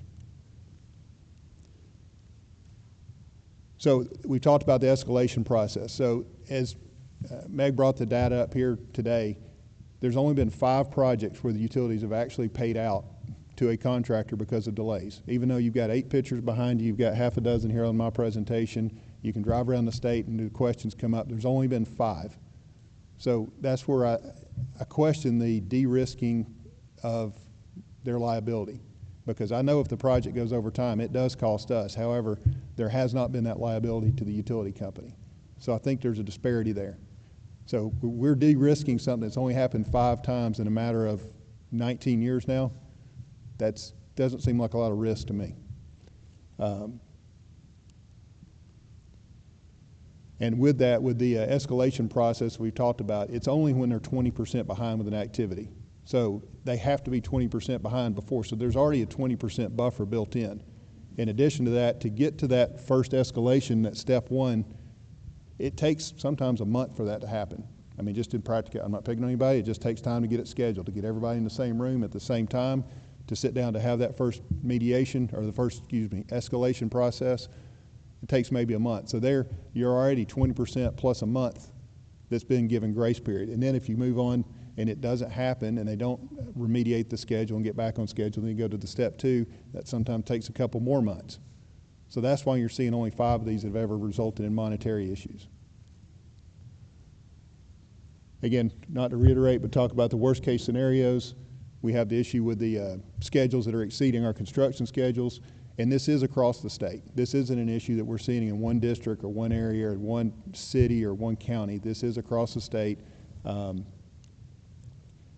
even though, like we brought up about the 5, we've been in business now for almost 30 years. This program's been going on since 2007. We've never received a check through an escalation process, even though I'm giving you all these examples of things that we've seen where we have had utility issues. So some of this process has turned into where there's some technicalities that hold you up from it. Again, it's a lengthy process. It takes time. So I just want to make sure that the committee understands that this is not where the contractors are trying to pursue these monies, because really that's not what we need. We just need to get the projects done and moved on to the next one. I mean, our goal, I think, is the same as the public's, to get that road opened up and moving the way it was intended. So that's all I've got. Are there any questions? Any members of the committee have a question for Mr. Johnson? Chairman. Thank you. And just to let the members out in the audience know, this is a homegrown Forsyth County business. And I just want to recognize you for that. I mean, I'm just very proud that you're here with Vertical Earth and what you've done in this community, for sure. You know, so we talked about the 4-year project turning into 8, the 3-year turning into 6. So is it good is it a good rule of thumb to say that whatever the contract time is twice it now? It's 2x. I don't want to generalize. There are a lot of those. Most of the work that we do are widening projects, which is where you see this. Yeah. So, and so we're in this most of the time when we have a project. It's gotten to be more normal than not, is the way I'll say that. I won't say it's always. That wouldn't be fair. And I guess I think the underlying thing that Chairman McDonald and I've talked about when we talk about this is the cost to the taxpayer, the cost to the state, that because of inflation of a project. Have you ever thought about what the real cost is to us in going from a 3-year project to a 6? I'm sure you have in your what you have to budget for a project. I think that's something. I mean, I don't want to give a proprietary numbers or anything, but I would love to know. You have come to us at some point and say, Rick, Chairman McDonald, this is costing the taxpayers the inflation of a project that might be $25 million. Now it's 32. Right. I mean, I would like to, if you could sometime. Yeah, and so to that point, so you've seen what the charts that were brought last week, how the inflation moved from year to year to year. We have to figure that in internally. We have to try to anticipate what that price index is going to be for our labor and for all those things moving forward those additional years. Now, when we see a project that's sent out at 4 years, we put the U.S. together and it's 8 years. We have to come up with what's reasonable within that. We're having to interpret, because at that point we have no recompense to go back to the utility because their schedules are so long. So we know whatever we do is going to be on us. But we also know, because like I started with, the utility companies, they're not bad actors by nature. And I don't want anybody to hear me say that. They're good people. We work with them. My father was one of them. So I'm not throwing stones here. I'm just saying this process. So we have to figure out what we think is realistic between that 4 years and 8 years, where that timeline's actually going to hit, and build that in. Is that going to be 5 years, 5.5 years, 6 years? It's probably not going to be 4, but we do think utilities will perform better than what that schedule they put out there is, because, to the points I made, it has been de-risked and they've done worst case scenarios. Now, contractually, they could go out to 8 years. And if they do, then we lose. So I didn't answer your question well, I don't think, but we have to kind of close one eye and hold our nose and come up with a number. Sure. Yes, sir. Well, just for my education, that one slide you talked about dependent activities, because you went from really nothing to a whole long list of them. Why is it I mean, I guess in your opinion, why is it evolved from the 2013 to 26? Is it just protection, or I mean, in my layman's terms of this, or is it? I'm sure there are good reasons behind this, and that's a better question for the utilities to express that than it is for us. But I mean, I'm just here, that's the result of it, is what we have and all the dependent activities that are up there. So, and again, one thing I didn't bring out was to the point, we don't have a contractual relationship with the utility companies. It's a permit process through the state, so we don't have any way to enforce or hold accountable or do anything other than this UAS. So we coordinate, it's our responsibility, and this is where we've ended up. Do many utilities contract through you to have the work done, then you go out and find a contractor to do their work? Does that happen very often? It does happen on a few contracts, as I think Nick was talking about earlier, and it's generally on the local side. We have had it on some gas contracts and maybe 2 projects that we've been on, maybe 3, and they've gone really well. I mean, we've liked doing it that way, where we have the control, we can schedule the crews, we can schedule the subcontractor, we bid it out, we have the financial risk as well as the time risk, but it's under our management. So yes, sir. That has been a good process for us thus far. Okay. Thank you, Chairman. Any other questions? I wanted to ask one. You know, Chairman Parsons talked about safety and what is in all the AT&T cars, but I looked at some of those road projects you put up on your screen with those islands out in the middle of asphalt, and you got to think about the safety of some new 15-year-old driver, 16-year-old driver, even older, or old lady in the rain. I mean, that seems very dangerous to me, that's you're having to pave around or operate around the utilities, like especially that one right there. And as dark as that is on a rainy day, I mean, that's right in the middle of the road. And so that's something that I look at is that safety too. I completely agree, and that's not, we don't have any choice. We have to get the job sealed up, and that's just, I don't know. That's what we're left with. So, no, it's not ideal. Any other questions? I have one, if you would. Yeah.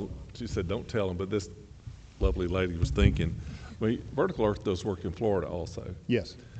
What's your, I guess I'm asking you, what do you see in Florida that's similar or worse, or is it better, or, what's your thoughts? So the process, back up to the SB 19, I think the bones of that process are better than what's in Florida. Yes, sir. From a practical, where we've gotten to, it's not much different. Oh my, okay. So we have a process in there that, like I said, if we can go back 10 years, 12 years, I think it was working really well. Fast forward to 2026, it's just not working the way it was intended. Okay. Well, thank you. Thank you, Danny. Any other questions? I appreciate, Mr. Johnson, your testimony. Next is DOT, just kind of a follow-up.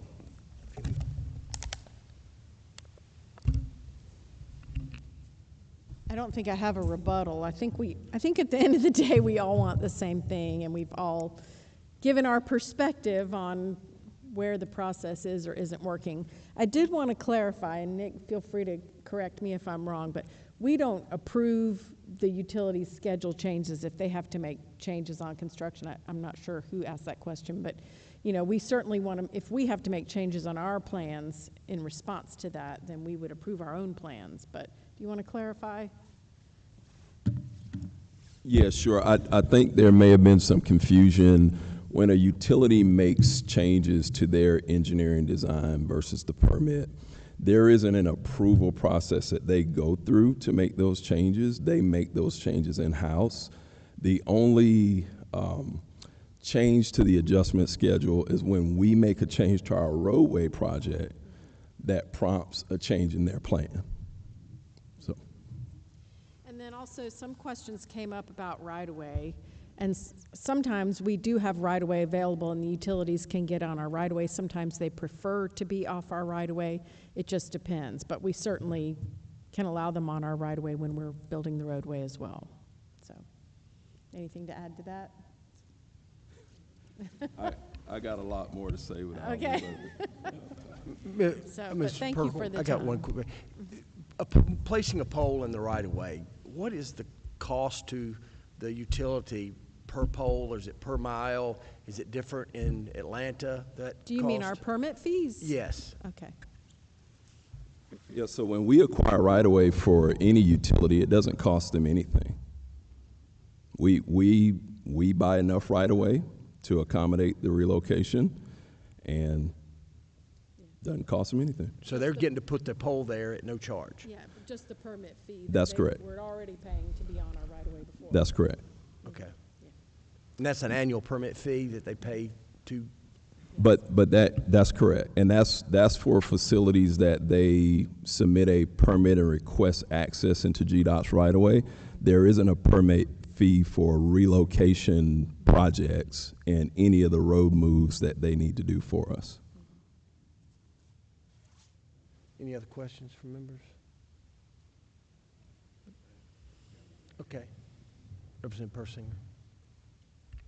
Yeah, Nick, could you just speak to, like, during the planning process, and you had those markers of 30%, 60% complete, and can you walk us through kind of real quickly the communication process between GDOT and the utilities, and how plans are released? Is there a central location that everybody can get to those, or is there the schedule? Is there a central location where, whether I'm a contractor, a utility provider, or GDOT, that I can go see this project and see in real time what is happening?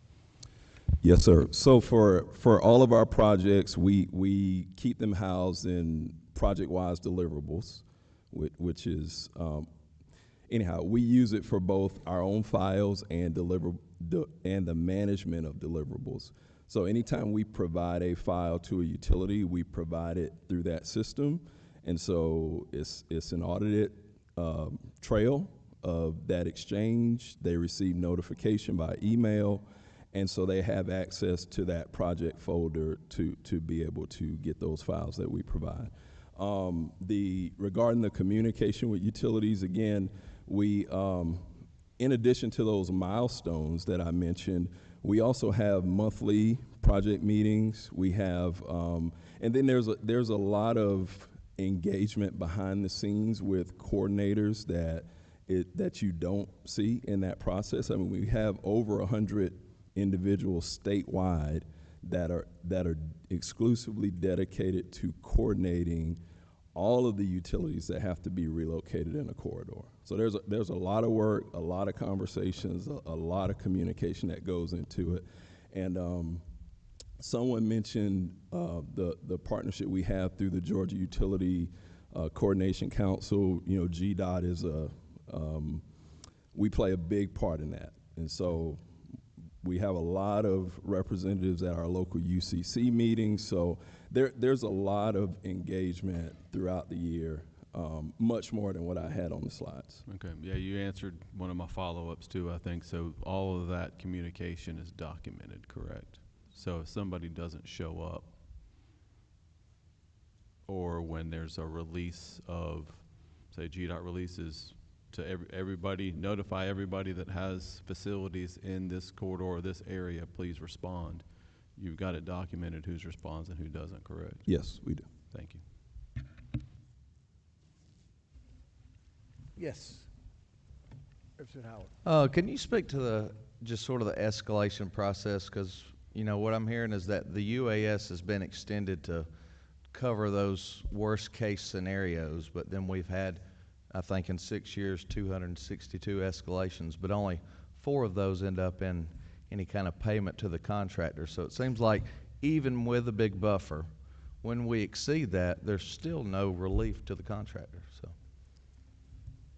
Yes, sir. So the escalation process is intended to kind of progressively take steps to resolve the issue. So step one, which is the 262 escalations you mentioned, the intent there is to try to identify a resolution to the problem immediately before it triggers any additional delay to the project. And if we can't resolve it in that step, then it progresses to that next step, which is escalation step 2. Stakeholders at our field district level are involved in step 1 because that's where we have folks who are close to the project and they're able to work together to try to get some resolution. When it proceeds to step 2, it then pulls in the various SME offices at GDOT on a state level to review the project, to see what transpired, and to ultimately determine whether there was truly a utility impact that mitigated a delay or vice versa. I feel like I'm missing a part of your question also. Did that answer your question, or? Yes, sir. I think several people mentioned COVID also as things are different than they were before. The supply chain, but also, and you don't have to answer now, but everybody in the room, what are your current work from home policies? And we can discuss that at the round table if we need to.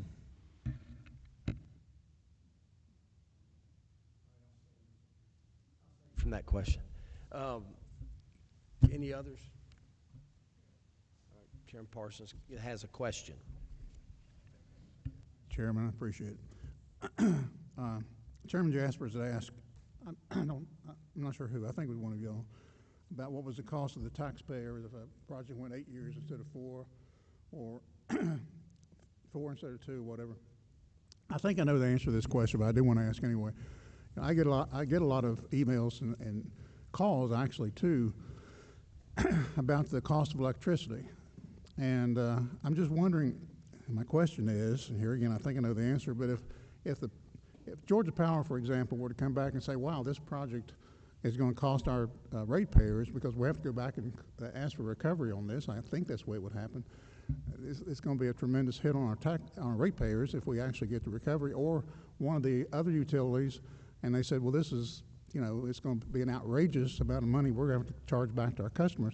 Is that ever taken into consideration? Does GDOT ever say, okay, you might be right about that. We need to change this thing a little bit. Or maybe it's not necessary to begin with. Well, I'll say this. So our goal in every project is to avoid utilities. I mean, that's absolutely our first goal in design, and at times we cannot. So if they're on GDOT property by permit, then yes, it's going to cost them money to move, but that's part of being there by permit. And that's why some of them want to buy their own right-of-way, even though we are widening the road and we have enough room, they want to be on their own right-of-way. If we are impacting property that they own and they have prior rights, then we have to pay them to move as part of our project. Okay. Anything you want to? Thank you. Okay. Any other questions? All right, thank you for your response. You're welcome. This time, we're going to call on Chairman Martin.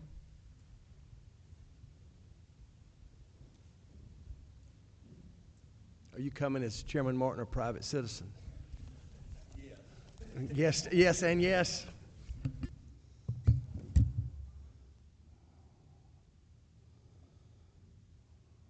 I'm trying to be electronic, Mr. Chairman. I have actually notes on the machine. I did want to recognize the contractor who built the floor in here. I'd like to make a long-term arrangement with them to do a security system at my house, because when you walk across this floor, it squeaks. And we could catch most anybody that was trying to sneak up on us. Again, I apologize. There we go. There we go. If it pleases the chair, I also, well, first, thanks for entertaining me this afternoon. And if it pleases the chair, I'd also like to recognize Chris Lagerman, the city administrator from the city of Alpharetta, for a few minutes, and we'll stay within the chair's comments. So what I would like to do is introduce the reason for us being here today, frame that discussion, and then call upon Chris to talk about the on-the-ground things that it actually impacted the city of Alpharetta. And then if the chair will allow, I'll be brief and come back, and there's 4 or 5 points that I would like to do relative to that.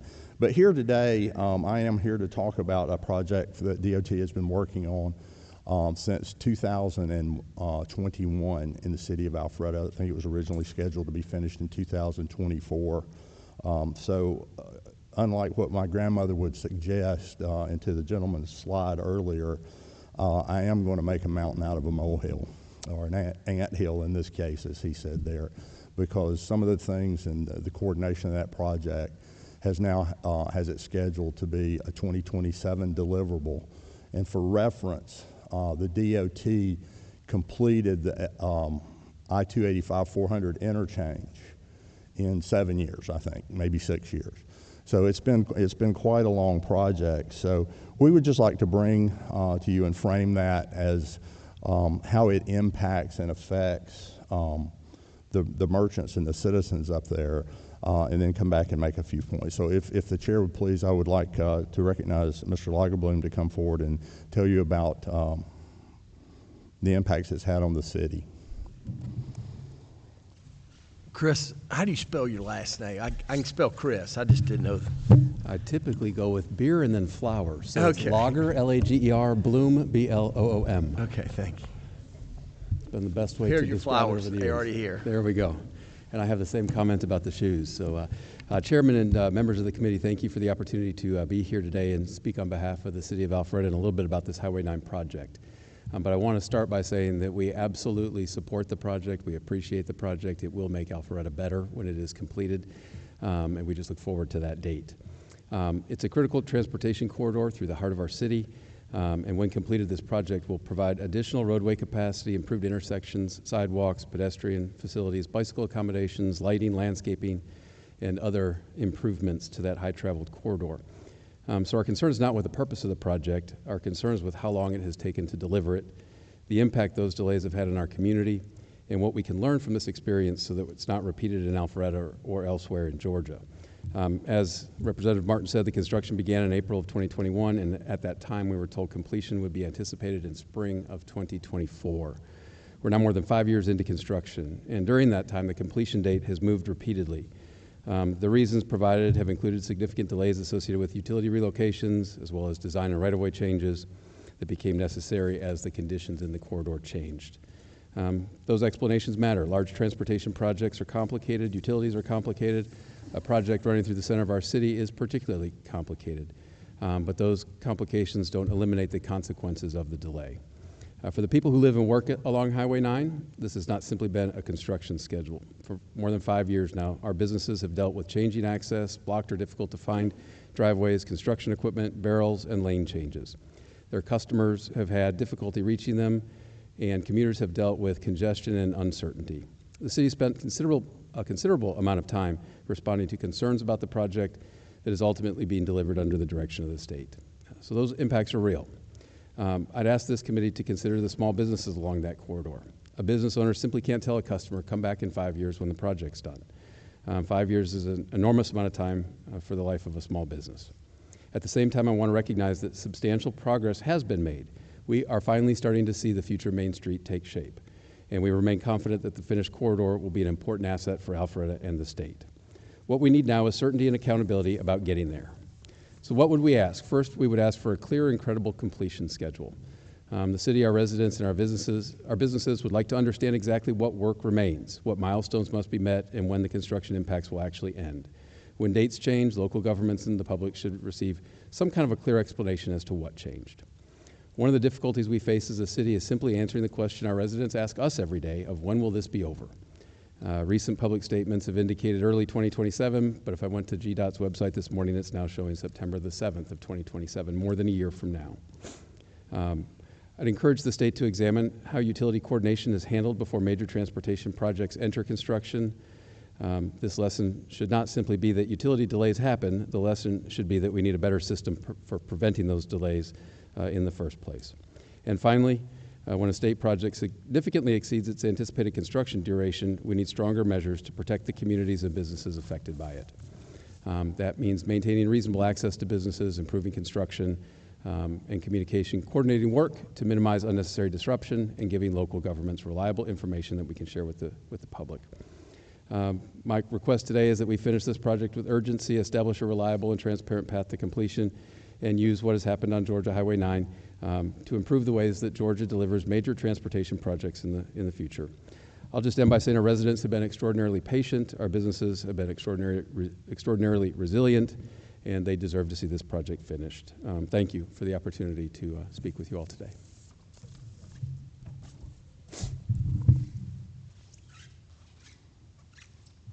May I continue, Mr. Chairman?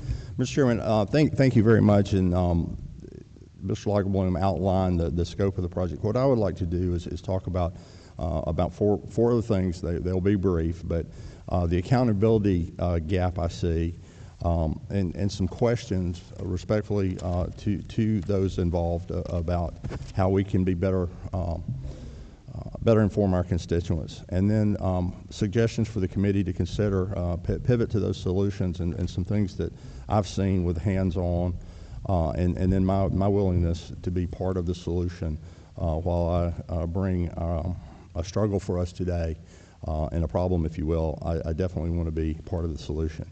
I joked about, I quit back at you when you said, are you here as Chuck Martin or as Representative Martin? To be clear, do not have a business along Highway 9. I've lived there all my life, but this is personal to me because it's my hometown and it's an area that I represent. I actually share that corridor with Speaker Pro Tem Jones. So I stand before you today with my state hat on in working with it. And I see Mr. Waller here. He's been very responsive to me when I've called him. This is not about anything personal with he or anybody at the department, but about the accountability gap. When we first called about this project, I was told that it got off schedule because there was a design problem. But between the time the right-of-way was acquired and the design, the elevation problem, and that caused everything. Well, that caused things to slip. I'm not going to get long-winded about how that happened or why that happened, but it happened because there was a design problem. I was assured at that time that the design firm that made that error would be held accountable. So we went forward. My request to GDOT was keep us aware, because if you keep me aware, I'll try to keep my city officials that I work with aware, my citizens that I go to Rotary with aware, and we'll work with it. If you keep me aware, it's our problem. If you don't, it's your problem. Honestly, I have not been kept aware. I'm, in fact, standing here today after being invited to this meeting and talking to somebody a few weeks ago about spring 2027. First time I know today is now we're talking about September 2027. So here's my accountability gap. When last I checked, were liquidated damages assessed to the design firm that caused all of this to roll downhill.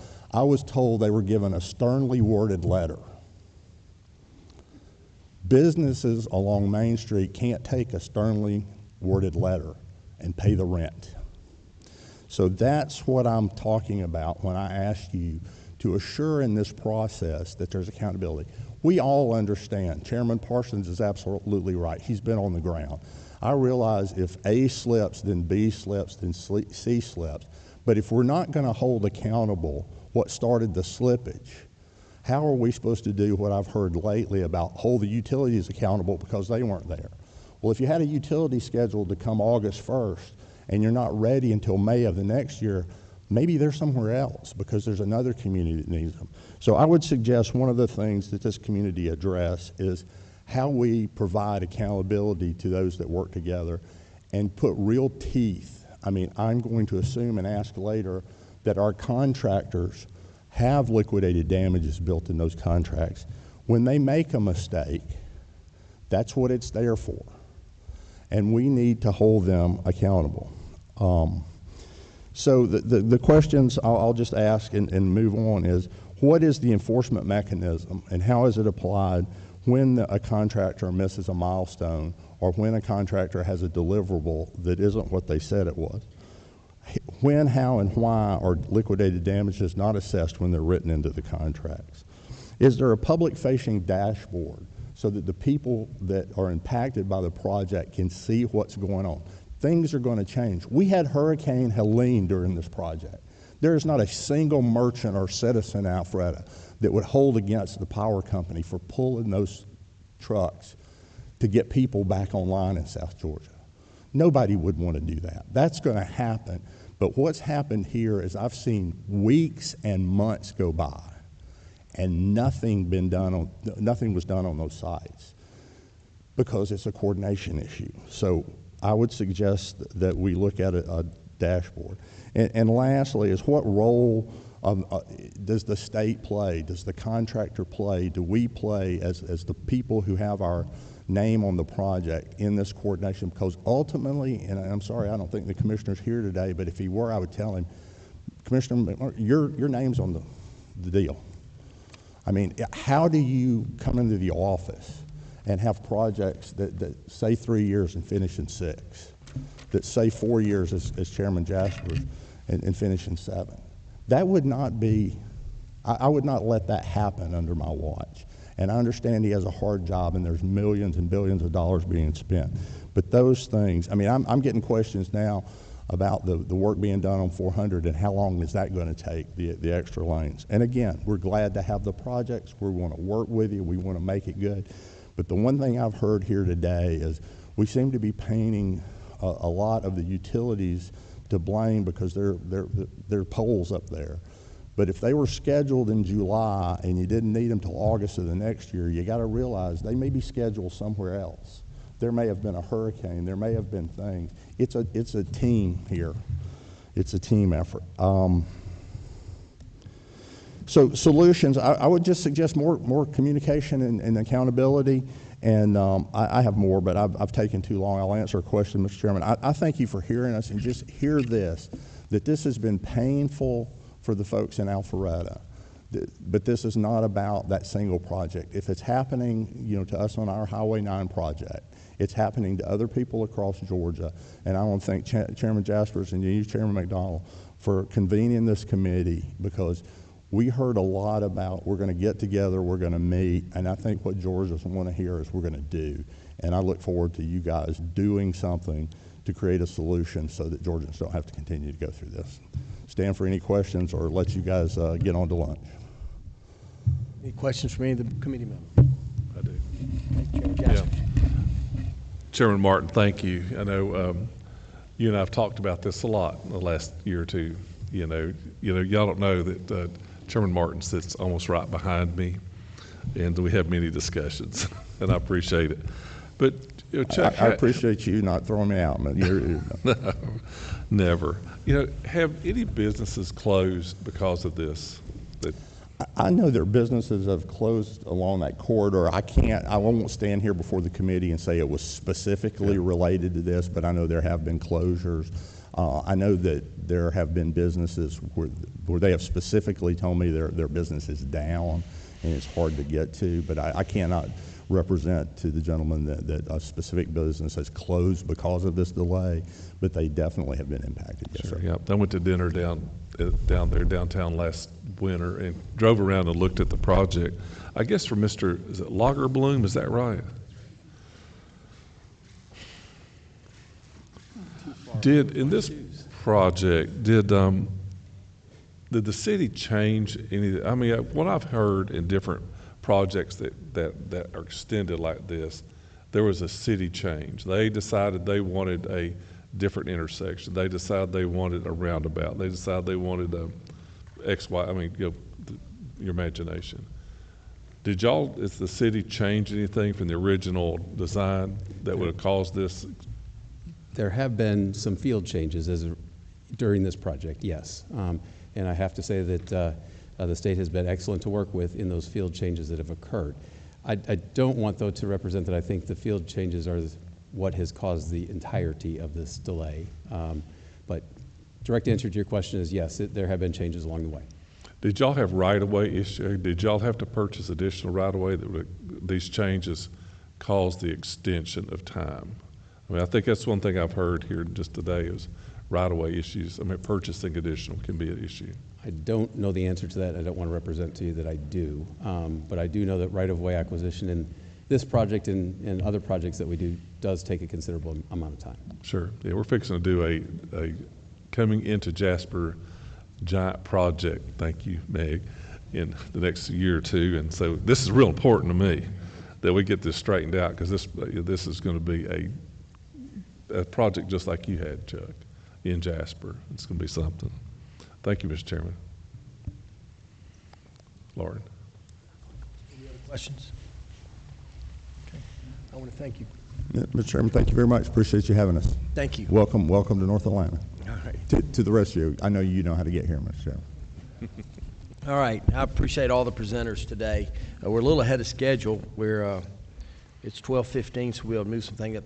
But I want to say, we got some time. Be a 30-minute break. So what I want to do before we come back in, and a few of us sit around and discuss some solutions that we might have thought about during this meeting. And this all started when I started seeing the issues on 20, because we do drive for funerals going to Georgia National on Highway 20, and just everything came to a stop. We ended up starting to have to take our funerals at Macedonia up north just to get back south over to 20, and it was tough on families. So I started looking into it, and unfortunately I was handcuffed by Governor Kemp on what I could do. So I didn't meet with him that often in his office, but this one I called a personal meeting to go in there in November 2025. I said, Governor, I got an issue that I need to talk about and see if we can come up with a solution. And told him the problem, which is just all the construction delays, and he said he had just called the commissioner that week because he was over at his office in Athens, and he said he hadn't seen a tractor move in 3 months, and he had just had that conversation. So he kind of uncuffed me to start working on this. Little did I know that the next month in December that I would get a call from Speaker Burns to become a chairman of a committee, and I took the chairmanship, so I was not a floor leader anymore, which uncuffed me even more. And so I really appreciate everybody coming together to work on this, and I want everybody to go have a good 30-minute break, and we'll come back in here and have a little stakeholders roundtable. In just a moment, we'll adjourn, but we've got just a couple other things. I hope that the folks in the room, we're serious. I hope you take time to contact myself, Lauren, any of these members. If you have an idea or a question, I hope you'll take time to do that, because I appreciate your attention to detail and kind of staying with what we wanted today is solutions. Lauren, please thank Forsyth County Schools for letting us use their facilities these 3 days. And Ms. Danny and I, we're working on the September meeting. We'll probably get something on Monday to help get some planning on that. Now, we're going to eat. We can't eat in here.